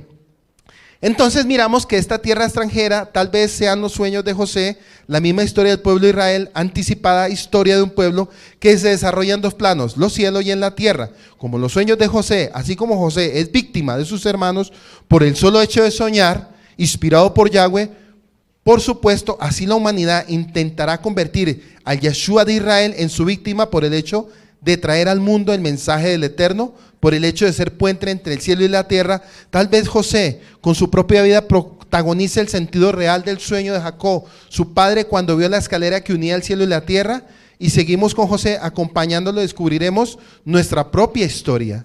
Y es por eso que los sabios del Midrash dicen que en realidad los hermanos de José fueron no a apacentar las ovejas, sino a apacentar sus pasiones y rencores. Ellos no fueron a apacentar las ovejas, sino sus pasiones y sus rencores. Pregunta, ¿qué es lo que está pasando hoy en día con lo que decimos los escogidos de Dios? Ahí sí no importa la religión que sea. Si usted mira, hoy en día hay mucha libertinaje, hay mucho pecado. Hoy en día lo que están haciendo no es escritural, no es bíblico. Vea, yo se lo digo, lo que yo estoy viendo hoy en día me recuerda mucho lo que dijo un gran hombre de Dios hace 48 años, Ralph Wilkerson, que es una persona del cristianismo, que veo que es una persona que se arraigó, a pesar de que no conocía la restauración. Él sí dijo, en el final de los tiempos, en los púlpitos habrá libertinaje, habrá música moderna, y cada quien hablará sus cosas conforme a sus pasiones. Y si miramos hoy en día, desafortunadamente la gente quiere ese tipo de espectáculos. La gente quiere buscar son emociones, espectáculos que le muevan sus instintos, que le muevan sus pasiones, que le muevan sus sentimientos, que no le corrijan el pecado. Y eso de cierta manera estaba pasando con los hermanos de Yosef. ¿Estaban haciendo qué? No estaban cuidando las ovejas, ni estaban apacentando. Lo que estaban apacentando eran sus pasiones y sus rencores. Quiere decir que cuando venga por Yeshua por segunda vez, lo que va a encontrar son pasiones, y pasiones exageradas, de una manera impresionante, porque hoy en día lo que yo estoy viendo, y yo no vengo de ser viejo en la fe, yo apenas tengo 18 años, pero con 18 años tengo lo justo y lo necesario para entender lo que las escrituras me querían dar a enseñar. En 18 años lo que yo he visto es un libertinaje y una vagamundería espiritual en los púlpitos, que hoy en día todo es música, cámara y acción. Un mensaje de 40 minutos y 2 horas de música, porque la gente ¿qué quiere? Música. Invitan a un artista, invitan a un cantante, invitan cualquier adorador, que eso no es adorador, esos son hijos de Edom, son hijos de Edom. Porque Edom atribuye su propia adoración para sí mismo, su vanagloria personal, sus pasiones, su avaricia, su carnalidad. Ellos no son de Dios, son adoradores de Edom, para que usted lo vaya entendiendo. Por eso yo con ese tipo de línea de cantantes, cero. Lo que dice la escritura y nos alineamos a lo que dice la Biblia. De ahí para adelante pare de contar. El pueblo de Israel no es emocional. Dígale al que está al lado suyo, el pueblo de Israel no es emocional. Por eso la gente cuando viene alguna gente de una denominación dice, pero es que ellos no son alegres, no saltan, no cantan, no brincan. Es que ¿quién dijo que para expresar alegría usted necesitaba brincar o cantar? Usted puede brincar en el alma, usted puede dar voces de júbilo y alegría, pero que sean conforme al Espíritu y no por una emoción arrebatada, que es lo que hoy en día estamos viendo en los púlpitos. Marcan esta posibilidad imperativa, puntuando la palabra del versículo Ir oner het. Ir oner het. Esta es una palabra hebrea. Ir oner het. Ishon abijen, que significa apacentar las ovejas de su padre. Queriendo decir que fueron a Shiquén con otro propósito distinto del aparente. Estas reflexiones pueden encontrar apoyo en las últimas palabras de Jacob. Dice que en su lecho de muerte cuando dijo, reunidos, y os anunciaré lo que habrá de acontecer a vosotros. En la postrimería de los días, allí culminará la historia de Jacob y de José, dando comienzo a la historia de Israel. La postrimería de los días cierran este capítulo, la historia de los patriarcas del libro de Éxodo. Dará comienzo a la historia del pueblo de Israel. Dijo Israel a José, ciertamente tus hermanos están pastoreando en Siquem, ve y te enviaré hacia ellos. Estamos en el capítulo 37, verso 13, para que no se me pierda. En Siquem, ve y enviaré a ellos. Y le dijo, he aquí, los hermanos de José se alejaron posiblemente hasta Siquem para no convivir con José, a quien odiaban. Sin embargo, Jacob quiere establecer o restablecer la paz entre sus hijos y enviará a José a ver por la paz de sus hermanos. José conoce la situación y va hacia ellos, aunque sabía que lo odiaban. José, como Abraham en su momento, cuando Yahweh le pide su hijo Isaac, contesta con la palabra Hineni, que en realidad Abraham y José, después de esta palabra, marcharon hacia destinos difíciles. Esta será la última palabra que Jacob escuchará de José por muchos largos años. Recuérdese que en Siquén era una zona de peligro por todo el relato del capítulo 34:14, por la violación de Dina y la masacre que hubo de los hijos de Jacob con los de Siquén. Dice, y traedme al regreso alguna palabra, constata la paz de tus hermanos, ya que ellos están en un lugar peligroso, en Siquén, pero de inmediato regresa hacia mí con un mensaje y quédate conmigo, no con ellos. Debido a su amor por José, Jacob lo acompañó desde Hebrón hasta el valle que circuncidaba la ciudad. Desde allí lo despidió en su camino hacia Siquén y llegó a Siquén y no lo encontró. Le encontró un hombre y aquí estaba extraviado en el campo. José caminaba hacia un rumbo y se internó en el campo, pues buscaba a sus hermanos en algún lugar de pastoreo. La Torá relata minuciosamente todos estos acontecimientos de la vida de José, para demostrarnos cuántas dificultades tuvo que sortear para cumplir con el pedido de su padre, ya que pudo haberse vuelto al no encontrarlos. Y también la Torá nos indica que Yahweh le envía un guía para hacerlo llegar al lugar donde debía llegar, y es la intención de nuestros sabios, el Midrash. Recuerden que estoy leyendo puntos del Midrash. Dicen que estos hombres que aparecen de pronto en los relatos bíblicos son ángeles, mensajeros de Yahweh, pues el relato quiere enseñarnos que los designios de Yahweh se cumplen. A mis hermanos yo estoy buscando. Aquí vemos la grandeza de José. Sus hermanos se alejan cada vez más de él, sigue acercándose cada vez más a ellos. Para él siguen siendo sus hermanos. Un hermano no puede responder al odio con más odio. Un hermano debe seguir siempre en pos de sus hermanos, a pesar de ellos en nuestro caso. Y dime ahora dónde están pastoreando, si es que lo sabes, en Dotán. No busques a tus hermanos en la zona, pues yo escuché que ellos decían, vayamos a Dotán. No los he visto, solo los he escuchado. Entonces, en este segundo relato que es Midrash, se habla de ángeles, ¿sí? Se habla de unos ángeles que estaban encargados ya de la vida de José. Y yo me apoyo también en los ángeles, porque acuérdese que cuando Jacob salió, unos ángeles salieron con él. Pero los que guardaron la vida de Jacob fueron unos ángeles. Y si usted mira quién guardó la vida de José en Egipto, fueron ángeles enviados por Yahweh. Ahora sí seguimos con nuestro relato. Estamos en el 19:20 para seguir. ¿Será de sus sueños? Lo mismo pasó a Yeshua. Mateo 26:4 está escrito. Y conspiraron entre ellos prender a Yeshua con engaño y matarle. Ahora vení y matémosle y arrojémosle en alguna de las cisternas. Estoy en el 19:20. Vení y matémosle y arrojémosle en alguna de las cisternas y diremos, fiera salvaje le ha devorado. No sea que nuestro Padre se enoje con nosotros y nos maldiga. Miren el corazón de ellos cómo estaba en este momento. No sea que nuestro Padre nos maldiga. Y veremos qué serán sus sueños. Esto es una burla, pues después de su muerte no podemos venir a postrarnos ante Él. Miren lo que dijeron, después de su muerte no nos vamos a postrar delante de Él. Como él había soñado, los hermanos de José desdeñan a José y a sus sueños y parecen también desafiar desdeñosamente al Yahweh, que ha originado todos estos sueños. Los proyectos de los hombres son mucho más de los designios que el mismo Eterno, son los que se afirmarán. Nótese que el versículo empieza casi con la palabra sueño y termina con la palabra sueño. Los sueños ajenos perturbarán la quietud de estas personas. 21-22 de Génesis capítulo 37. Cuando Rubén oyó, ¿qué significa Rubén? Mi aflicción, ¿se acuerdan? Aflicción. Rubén es el mayor. ¿Hijo de quién? De Lea. Toma la palabra él. La toma Rubén. Miren lo que dice. Cuando Rubén oyó esto, lo libró de sus manos y dijo, no lo matemos. Y le dijo Rubén, no derramaremos sangre, echarlo en la cisterna que está en el desierto y no pongáis manos en él. Cuando dice que lo echen en la cisterna, dice que la cisterna estaba ¿qué? Vacía. Estaban en época de verano, época de verano. Por librarlo así de sus manos para hacerlo volver a su padre, le libró de manos de ellos al impedir la acción impetuosa y brusca que genera injusticias irreversibles en la cual incurre, dice que Rubén lo libró de la muerte. No es la liberación total, pero Rubén trata por lo menos de mantenerlo con vida.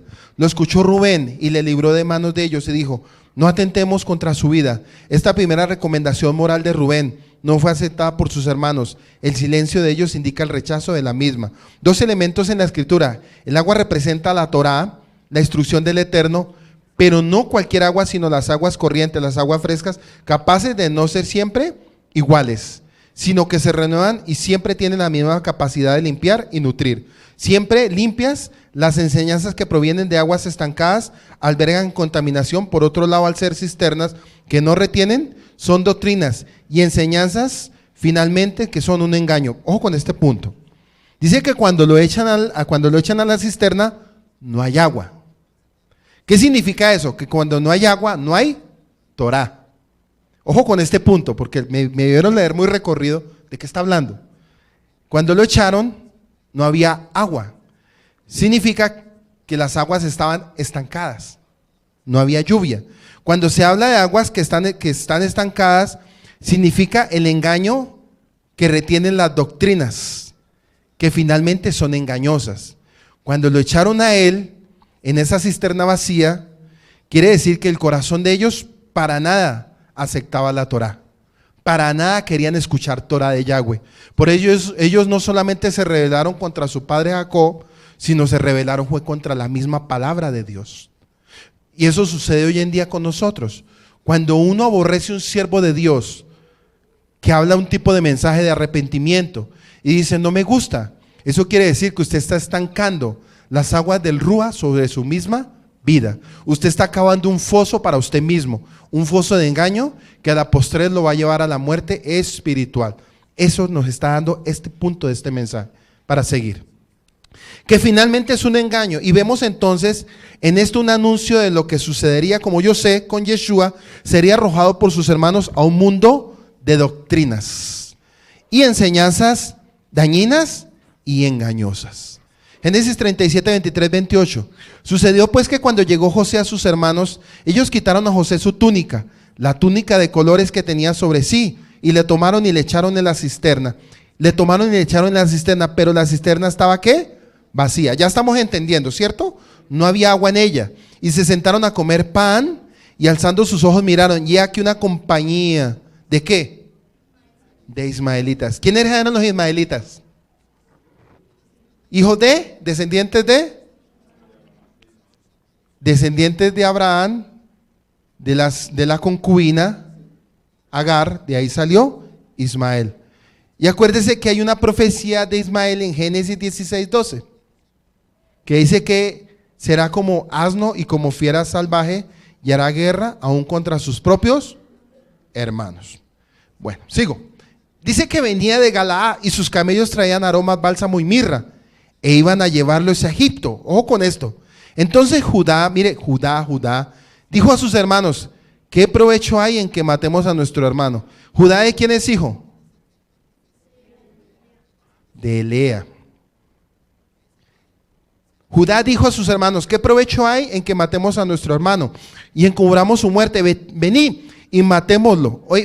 Vení y vendámoslo a los ismaelitas y no sea nuestra mano sobre él, porque él es nuestro hermano, nuestra propia carne. Y sus hermanos convivieron con él. Y cuando pasaban los madianitas, ¿quiénes son los madianitas? Los madianitas son descendientes ¿de quién? Los madianitas son descendientes de la tercera de Setura. Pero acuérdense que los madianitas se mezclaron con los ismaelitas. Y a la postrer, estas dos líneas, como lo estudiamos hace 8 días, se mezclaron con Edom. Hicieron un mismo rango de sistema. Dice que los madianitas eran mercaderes, mientras que los ismaelitas eran nómadas. Mercaderes y nómadas. Sacaron ellos a José de la cisterna y le trajeron arriba y le vendieron a los ismaelitas por 20 piezas de plata. ¿Qué nos recuerda eso? Mateo 26, 14, 16. Yeshua fue vendido también por plata por Judas. Entonces uno de los 12 llamado Judas de Querió fue a los principales Coanín. Estoy en Mateo 26, 14, 16. Y les dijo: ¿qué están dispuestos a darme si les entrego a Yeshua? Ellos contaron 30 monedas de plata y se las dieron a Yeshua. Desde ese momento buscaban una oportunidad para traicionarle. Ellos le quitaron a José su túnica de colores que tenía sobre sí. La túnica representa la realeza, la autoridad. No le reconocieron como el jefe que el padre había puesto sobre ellos. Los hermanos de Yeshua tampoco reconocieron su autoridad que tenía del padre. Mateo 21:23 dice: cuando llegó Yeshua al templo, los principales sacerdotes y los ancianos del pueblo se acercaron mientras enseñaba diciendo: ¿con qué autoridad? Miren lo que le dicen los fariseos de ese tiempo. Le dicen a Yeshua: ¿con qué autoridad haces estas cosas? ¿Y quién te dio la autoridad? Cuando miramos a José, le dicen a José: ¿con qué autoridad? ¿Y si ve que lo mismo? Se levantaron con rabia hacia su hermano menor, le quitaron la túnica. Cuando cogen a Yeshua, ¿qué es lo que le quitan? La túnica también. Pero no túnica de colores, sino su manto, su ropa. Y le quitaron su túnica de colores. Bueno, dice que a cada creyente en Yeshua se le da la aseguranza especial del favor del Padre. Ciertamente muchos enemigos espirituales quieren arrancar al creyente la seguridad del favor del Padre. Y lo tomaron de la cisterna. Miren lo que dice: y le tomaron de la cisterna. La cisterna o pozo simboliza la muerte del abismo. Salmo 33. Donde aparezca la misma palabra hebrea es bor. 2 veces aparece la palabra pozo en la historia de José. Aquí en la 41:14, donde se tradujo como cárcel o calabozo, ¿dónde metieron a José? En una cárcel y un calabozo. ¿Y dónde metieron a Yeshua? Cuando él murió, en una cueva, en un pozo. ¿Y dónde metieron a José cuando fue vendido? Él fue metido en una cárcel o en un calabozo. Entonces la Torah nos muestra 2 pozos en el relato de José. Dice que el primero fue en la tierra de Israel y el segundo fue en la tierra de Egipto. El pozo donde lo metieron estaba dentro de Israel y el segundo fue en la tierra de Egipto. Vivió 2 procesos y vamos a mirar qué nos enseñan esos 2 pozos. Uno donde lo metieron, que estaba vacío, una cisterna, y 2 en Egipto, y eso tiene revelación. Esto nos enseña que la muerte del Mesías Ben Yosef fue para los hijos de Israel y también para el mundo entero representado en Egipto. La Biblia dice que luego de tirar a José al pozo, los hermanos se sentaron a comer. Estaban cerca o lejos. A primera lectura da la impresión que estaban allí, pero comentaristas midrashistas dicen que regresaron donde estaban sus rebaños en Dotán para comer, lo cual quedaba en las colinas, mientras que la cisterna estaba en el desierto. Venta de José. Dice que los hermanos siguieron el plan B, sugerido por Rubén. Tiraron vivo a José en el pozo seco, pero mientras comían a Judá se le ocurrió el plan C, que consistía en lo siguiente: y se sentaron a comer pan. Justamente después de haber tirado a José al pozo, se sientan a comer pan aquellos que habían entregado a Yeshua, para morir luego que comieron el pan de la Pascua por la noche. ¿Sí ven lo que hicieron? Los hermanos se sentaron a comer pan, y cuando la muerte, y voy a repetirlo otra vez, y se sentaron a comer pan, justamente después de haber tirado a José al pozo, se sientan a comer pan. Y aquellos judíos de la época que habían entregado a Yeshua para morir luego, comieron el pan de la Pascua de la noche. ¿Sí vieron ese punto tan tremendo? Juan 18:28 dice: entonces llevan a Yeshua de casa de Caifás al pretorio. Era muy de mañana y ellos no entraron al pretorio para no contaminarse y poder comer el pan de la Pascua. Analizando este acto de los hermanos de José, podemos ver que solo es una demostración impresionante de la depravación del corazón humano, pero esta no es la última demostración. Entonces Judá dijo a sus hermanos, Judá fue el protagonista en la venta de José, lo mismo que pasó con los discípulos de Yeshua, llamado Judas, como está escrito en Mateo 26, 14, 16. Entonces uno de los 12, que se llamaba Judas Iscariote, fue a los principales sacerdotes y les dijo, ¿qué me daréis si yo los entrego? Y ellos asignaron 30 piezas de plata y desde entonces buscaban la oportunidad para entregarle. Dice que la caravana de ismaelitas estaban viajando de Galaad, hoy Jordania, en camino a Egipto, o sea, iban de norte a sur. Esta caravana iba sobre la antigua ruta de comercio conocida como las vías Maris, que cruza el valle de Jezreel hacia la costa del Mediterráneo. En la ruta pasa por las ciudades de Bet, Shen-Han, Afula y Megiddo, en este valle, pero no pasa por las colinas de Dotán, donde estaban los hermanos de José. Dotán es la área que hoy se conoce como Jenin, situada aproximadamente a 20 kilómetros al norte de Siquén, a 10 kilómetros al sur vía Maris en el valle de Jerret, Dotán, y está situada a 200 metros más alto que el valle, por lo que desde allí se puede ver gran parte del valle. Allí los hermanos avisaron la caravana de comerciantes ismaelitas. Entonces tenían suficiente tiempo para bajar al valle, ir por José y encontrarlo en el camino. Quiere decir que ellos estaban en una peña, mirando abajo a su hermano. Y vieron una caravana que venía de ismaelitas desde lejos y se bajaron corriendo para negociar y vender a su hermano. Pero en ese momento ellos estaban comiendo ¿qué? Pan. Para que usted más o menos se meta en la historia. Dice que con sus rebaños y no sospechaban que otra caravana madianita pasaría cerca del pozo donde estaba José.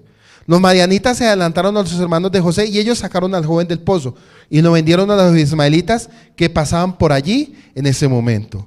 Los ismaelitas eran un grupo diferente a los ismaelitas. Los madianitas son comerciantes locales, mientras que los ismaelitas son comerciantes itinerantes, o sea, nómadas. Rubén fue el primero, en enterarse de lo que había pasado, ya que él se había adelantado a los demás con el fin de librar a José. Pero para su sorpresa ya José no estaba. José fue vendido por lo menos 3 veces antes de llegar a Egipto. Fue vendido por lo menos 3 veces. Los madianitas, los ismaelitas, luego los madianitas, estos representaban los gentiles que entraron en la escena del programa de salvación del Eterno en relación con la resurrección de Mesías. Yeshua fue vendido primero por Judas y luego por el Sanedrín y los gentiles.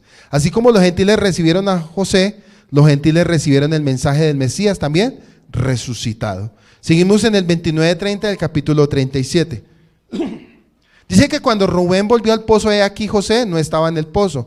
Entonces rasgó sus vestidos y volvió a sus hermanos y les dijo: el muchacho no está allí, ¿y yo a dónde iré? Mientras los hermanos se quedaron comiendo, miren, mientras que los hermanos se quedaron comiendo tranquilos, Rubén usó ese tiempo para intentar rescatar a José. Acuérdense que Rubén significa aflicción.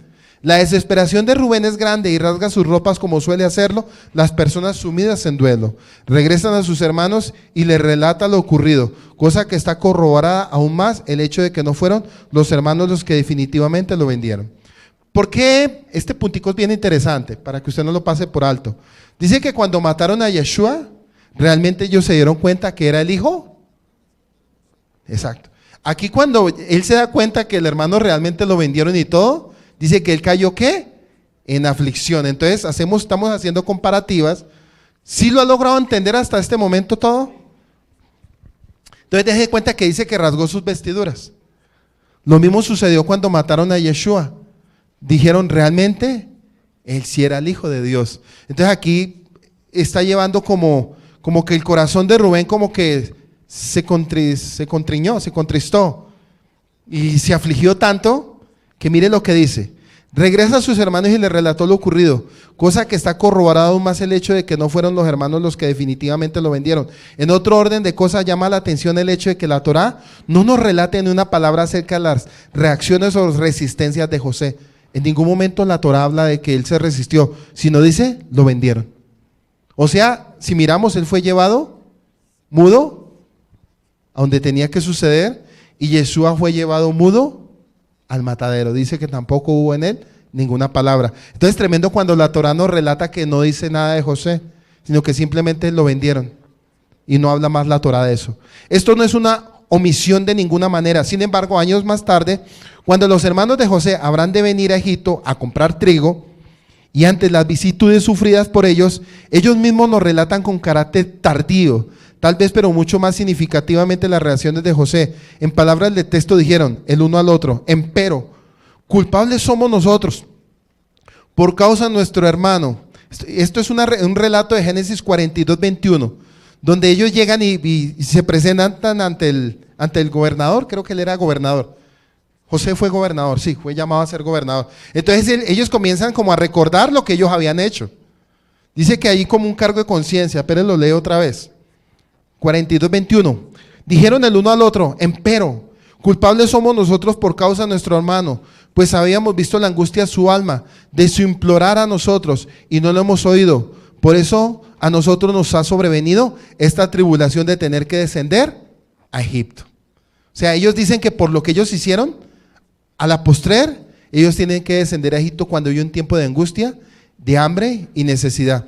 Pero noten algo, me voy a adelantar un poquitico, pero eso lo vamos a ver cuando estemos llegando al 42 y apenas estamos en el 37.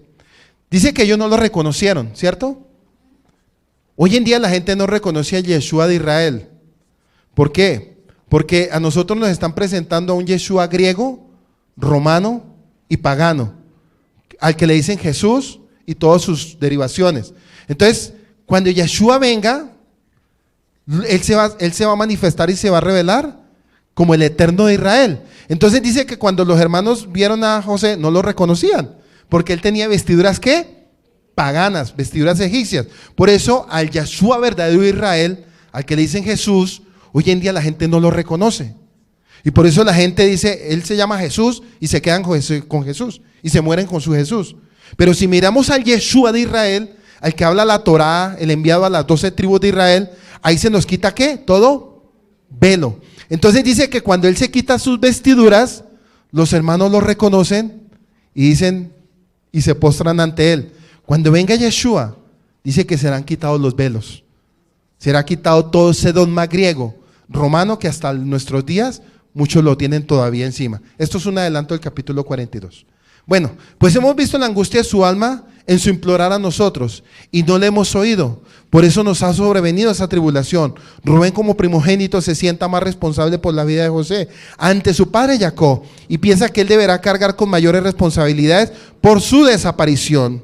Entonces miramos la sangre en la túnica, 31-33 del capítulo 37. Luego lo sucedido a José, los hermanos quedaron preocupados por la reacción que tendría su padre ante la pérdida de José. Podrían haber dicho la verdad y el padre iría sin duda a rescatar y redimir a su hijo. Pero los hermanos decidieron inventar una historia porque ya no querían ver más a José. Para defenderse ante el padre, maquinaron una explicación. Y miren lo que dicen. Entonces tomaron ellos la túnica de José. ¿Ya sabemos qué significa la túnica? ¿Qué significa? Para seguir avanzando. Usted que está en el video allá con su familia, ¿qué significa?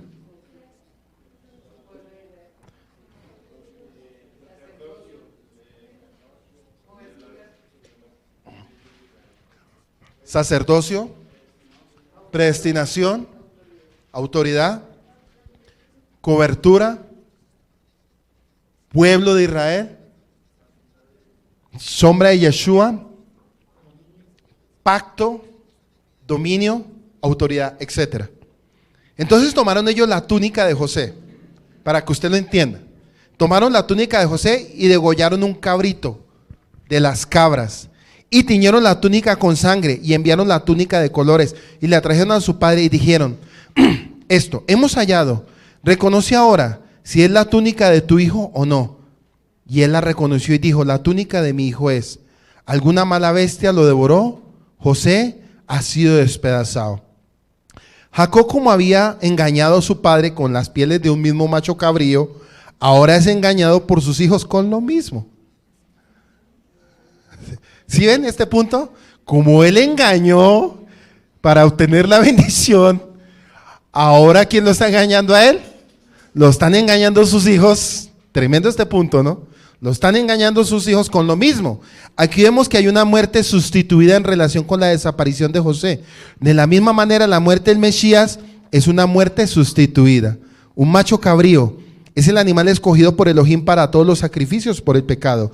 La sangre del macho cabrío es la que más parece a la sangre humana. También habla del animal que se usa en Yom Kippur. Eso está en Levítico 16 para que usted lo lea en su casa. Dice que empaparon la túnica de sangre. Habla de dos cosas. El Mesías tenía que morir por causa del rechazo de sus hermanos. La muerte del Mesías es la base para su reinado, representado en la túnica. La muerte del Mesías es la base de su reinado, representado en la túnica, porque dice que se jugaron ¿qué? Sus túnicas. Cuando a Yeshua dice que se jugaron las túnicas a suerte. Entonces hay una conexión entre la sangre y el manto. Para que usted anote estos textos, no los voy a leer. Génesis 49:11. Isaías 63:2-3. Apocalipsis 19:13. La sangre habla del ministerio sacerdotal y el manto habla de la realeza.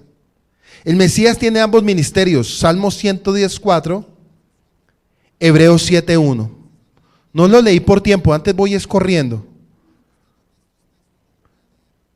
Dice que Jacob reconoció la túnica y creyó que su hijo estaba muerto. En ese momento cayó sobre él una tristeza profunda y Jacob ya no volvió a ser el mismo. Génesis 37, 34, 35. Dice, y rasgó sus vestidos, puso cilicio sobre sus lomos y estuvo en duelo por su hijo muchos días. Y todos sus hijos y todas sus hijas vinieron para consolarlo, pero él rehusó a ser consolado. Y ciertamente enlutado bajaría al Seol por causa de mi hijo. Y su padre lloró por él. Los hijos tenían la medicina que consolaría el alma de su padre, pero no se la dieron. Tan grande era su odio o el miedo por la reacción del padre que se enterará de lo que verdaderamente ocurrió.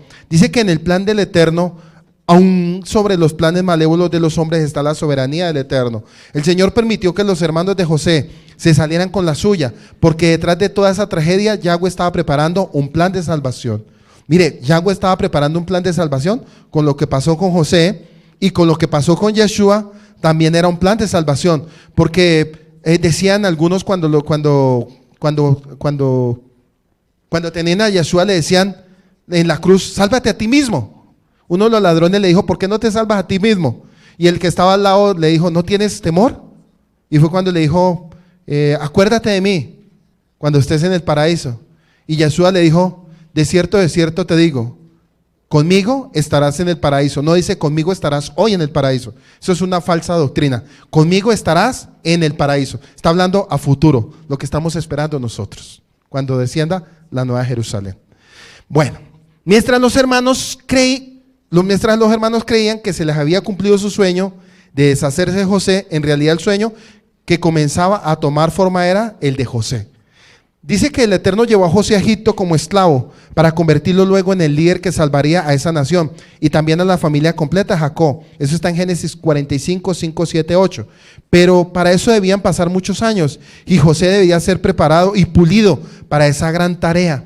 O sea, tenía que ser preparado y pulido. Acuérdense que él llegó de 17 años a Egipto y a los 30 años comenzó su ministerio, tal como lo comenzó Yeshua. 13 años recibiendo de todo un poquito, para ser exaltado a los 30 años, como Yeshua fue llamado al ministerio a la edad de los 30 años. Génesis 36, 37, y ya para terminar con esto. Mientras tanto los madianitas lo vendieron en Egipto, y Potifar, oficial de Faraón, capitán de la guardia, José tuvo dos nombres. José significa el que añade y el que quita, pero también le pusieron un nombre allá. ¿Cuál fue? Safá Panea, que significa el revelador de los secretos, como quiere decir, allá viene el soñador. ¿Se acuerda que él en la cárcel relataba los sueños? Él relataba los sueños y decían, vaya, pregúntele qué fue lo que soñé. ¿Se acuerda el panadero? Vaya, mire a ver qué tal y Pascual. Pero eso lo vamos a enseñar cuando lleguemos allá. Nombre perfecto para describir la misión de Yeshua. La túnica de José fue teñida en sangre de carnero como si fuera su propia sangre. Yeshua presentó su propia sangre al Padre y volverá teñida de sangre. En Apocalipsis 19:13 dice, Yeshua presentó su propia sangre al Padre y volverá con la túnica teñida de sangre, según Apocalipsis 19:13, como en representación de la libertad y de la salvación sobre el pueblo de Israel. ¿Cuántos dicen amén? Amén. Bueno, vamos a despedirnos ya en esta tarde de esta enseñanza que el Padre hoy nos permitió haber expuesto, haber transmitido. Damos toda Rabat, damos gracias a todos aquellos que se conectaron a través de la fanpage. Compartan esta enseñanza. Mire, muchos morés, es tremendo, muchos morés y muchos roes están compartiendo estas enseñanzas en las páginas de ellos y eso ha traído mucha bendición. Y es necesario que la verdad se lleve, es necesario que la verdad se sepa hasta el último rincón de la tierra, hermano. Si usted tiene familiares, amigos, pastores, comparta este video con ellos, enséñeles, para que ellos salgan de Roma. Ya es el tiempo de salir de ¿qué? Es tiempo de salir de Roma, es tiempo de salir de Babilonia. Ya hace 8 días lo estudiamos, ya es el tiempo que Israel empieza a surgir en medio de las naciones de la tierra. Entonces damos un abrazo grande a todos aquellos conectaditos. Bendecimos a todos aquellos que estuvieron conectados a través de la fanpage y a todos los que nos escucharon a través de la emisora Restaurando las Sendas Antiguas. Nos veremos dentro de 8 días con la enseñanza de Judá y Tamar, Bereshit 38. Shabbat Shalom. Escuchaste una enseñanza desde la comunidad Llamas de Fuego para las Naciones, desde Soacha, Cundinamarca, en Colombia. Si deseas comunicarte con nosotros, contáctanos en nuestra página web www.restaurandolaSendasAntiguas.com.